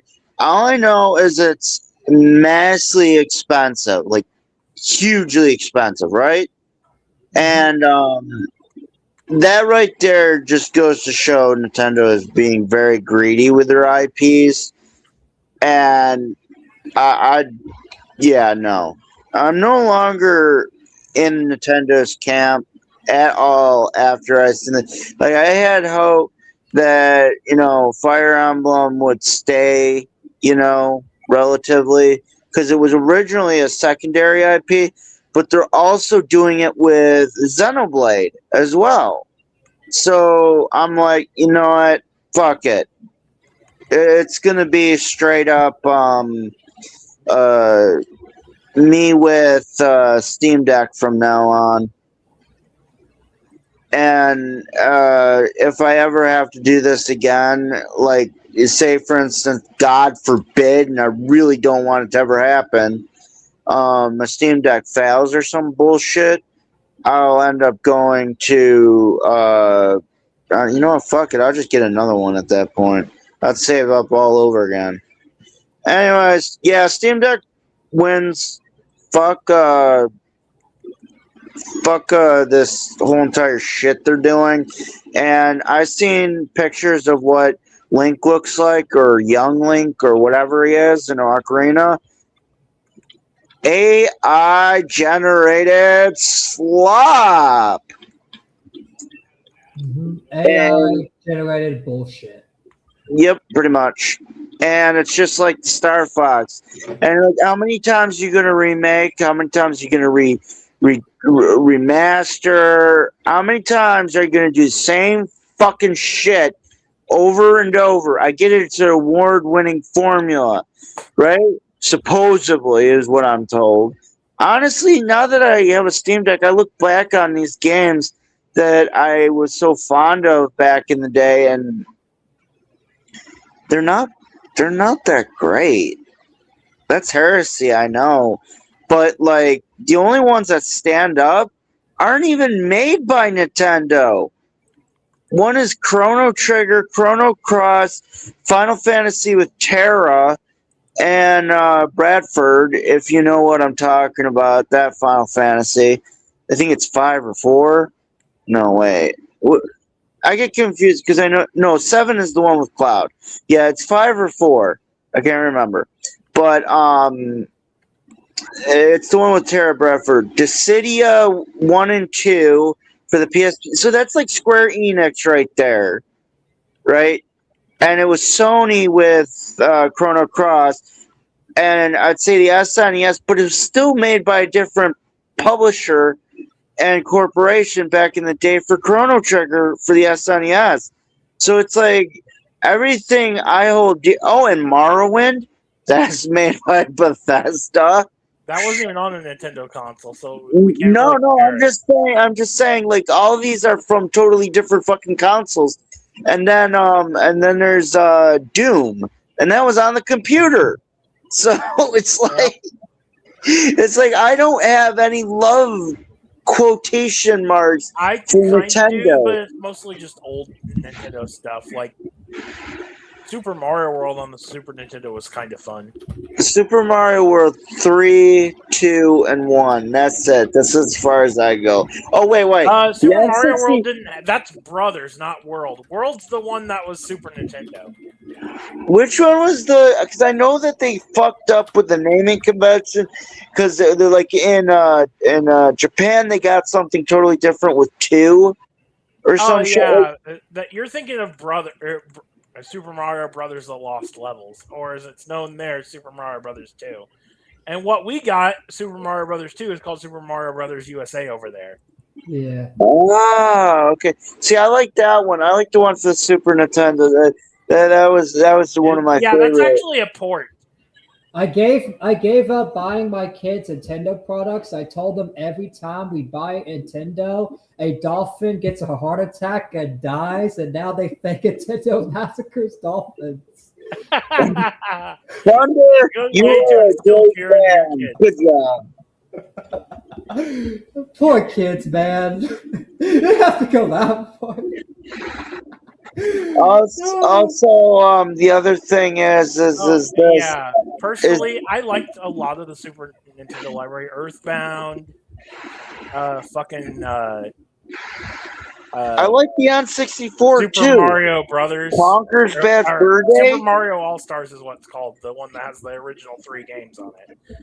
That ported to Super Nintendo. And then Super Mario World, which was the big flagship release title on the console.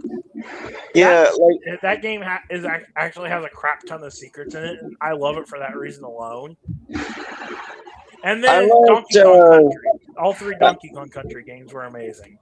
Yeah, I liked the Super Nintendo. I liked Blaster Master. You remember that? I thought that was a normal Nintendo game. No, that was Super Nintendo. That was Super Nintendo back in the day. Oh my god, I fucking love that. And Duck Hunt. That's not Super Nintendo. That's Nintendo Entertainment System. Oh, wait, no, there was Super Nintendo Entertainment System. Yeah, Super Nintendo Entertainment System. There's those are for the original.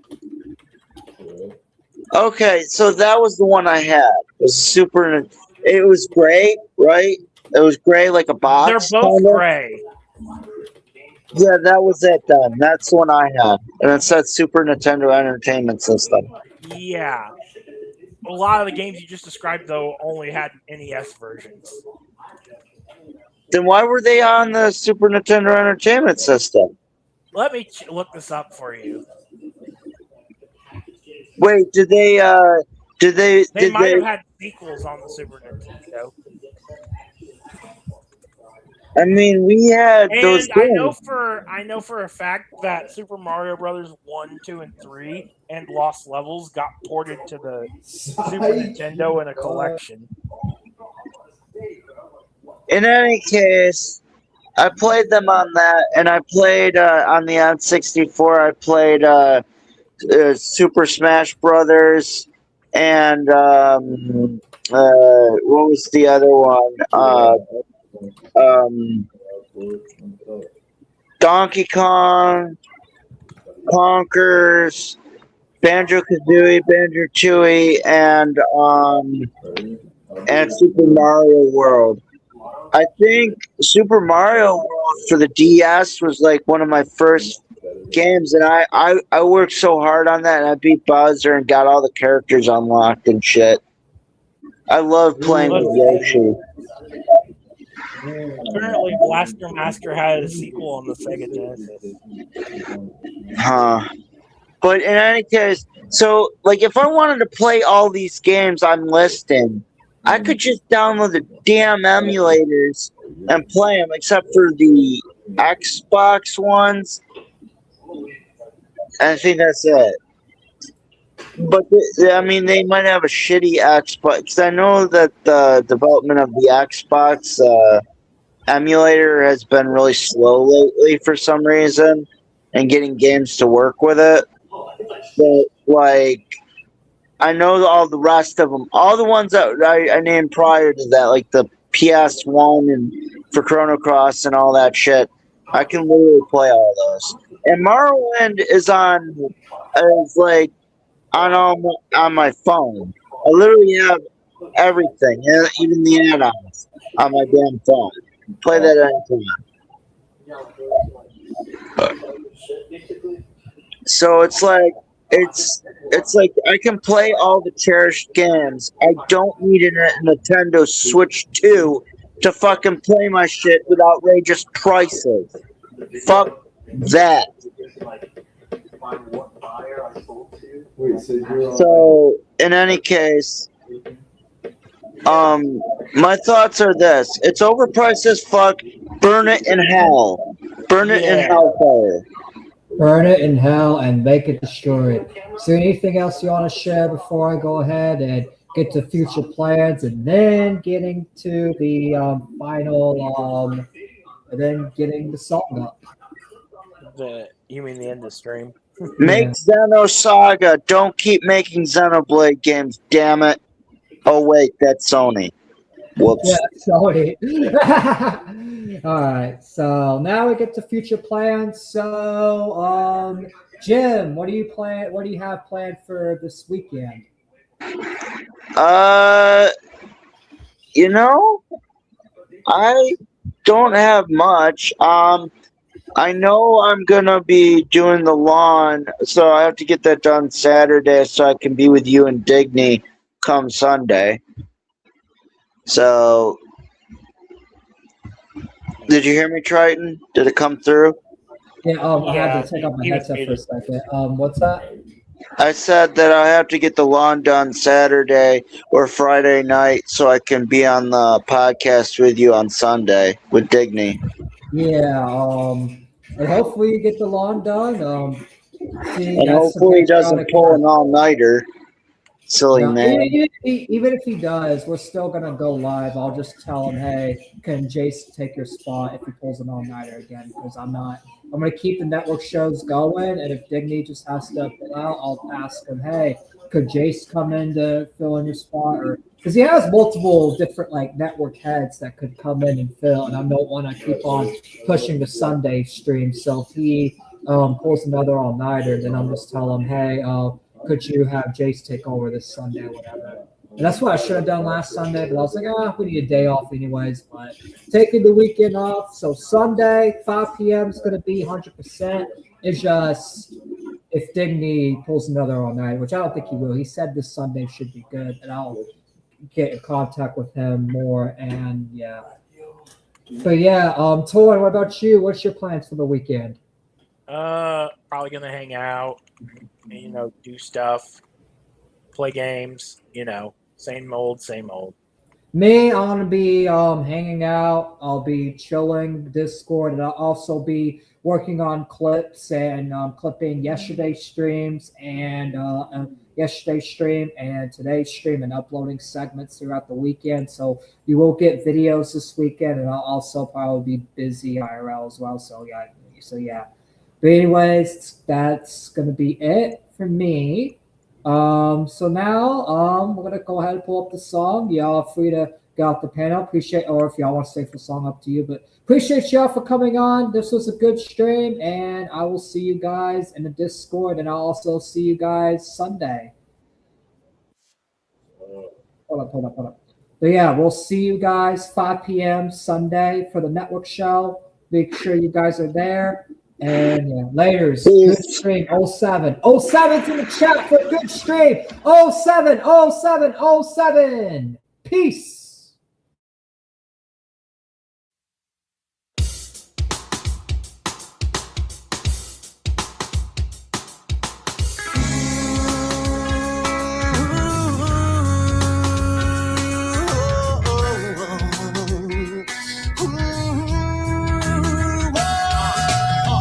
The biggest bitch when you living at the bottom. You ain't even seeing them evil demons. I got them. I thought them up on my sleep. You can call it insomnia. You probably catching your sleep if my words ain't catching on me. Even when thoughts are high, I still feel a little low. Ain't a thing that can kill the pain. Make me feel no. Pockets got the munchies for money. I feed them how I can. Getting dollars, working harder than the blue collar man. Holla at me, man. Try to get the best of me. See, powerful and insane is a dangerous recipe. One half of me is a saint, the rest of me's a sinner. I light them up to roast and then I eat them up for dinner. Light them up, light them up, light them up. Now so deep, You can't touch the bottom. I can find, you know that I can find. There's a whole new world up in the upper air. So light 'em up, light 'em up, light 'em all up. Life so deep, you can't touch the bottom. I can find a new way to climb. It'll all make perfect sense. Light 'em up, light 'em up. Flick it big to the air. It's a riot, something catch on fire tonight. We don't care. Though my life is a mess, I'm always dressing the best. Where easily I get past the finish line of rest scared. It ain't fair, the situation that I was given. When I was a child, I barely had a pop to listen. My ears are glued to the music, that's why I never listen. My swag is so bright, it shines at night, now it glistens. I'm shining like a diamond, what up? Take a seat, and strap your seatbelt tight, I can feel the beat. From the feet, all the way till you got you better duck, cause we about to run 'em up. Light 'em up, light 'em up, light 'em up, light 'em up. Life's so deep, you can't touch the bottom. I can find, you know that I can fly. There's a whole new world up in the upper air. So light 'em up, light 'em up, light 'em up. Life's so deep, you can't touch the bottom. I can find a new way to climb. It'll all make perfect sense in the air.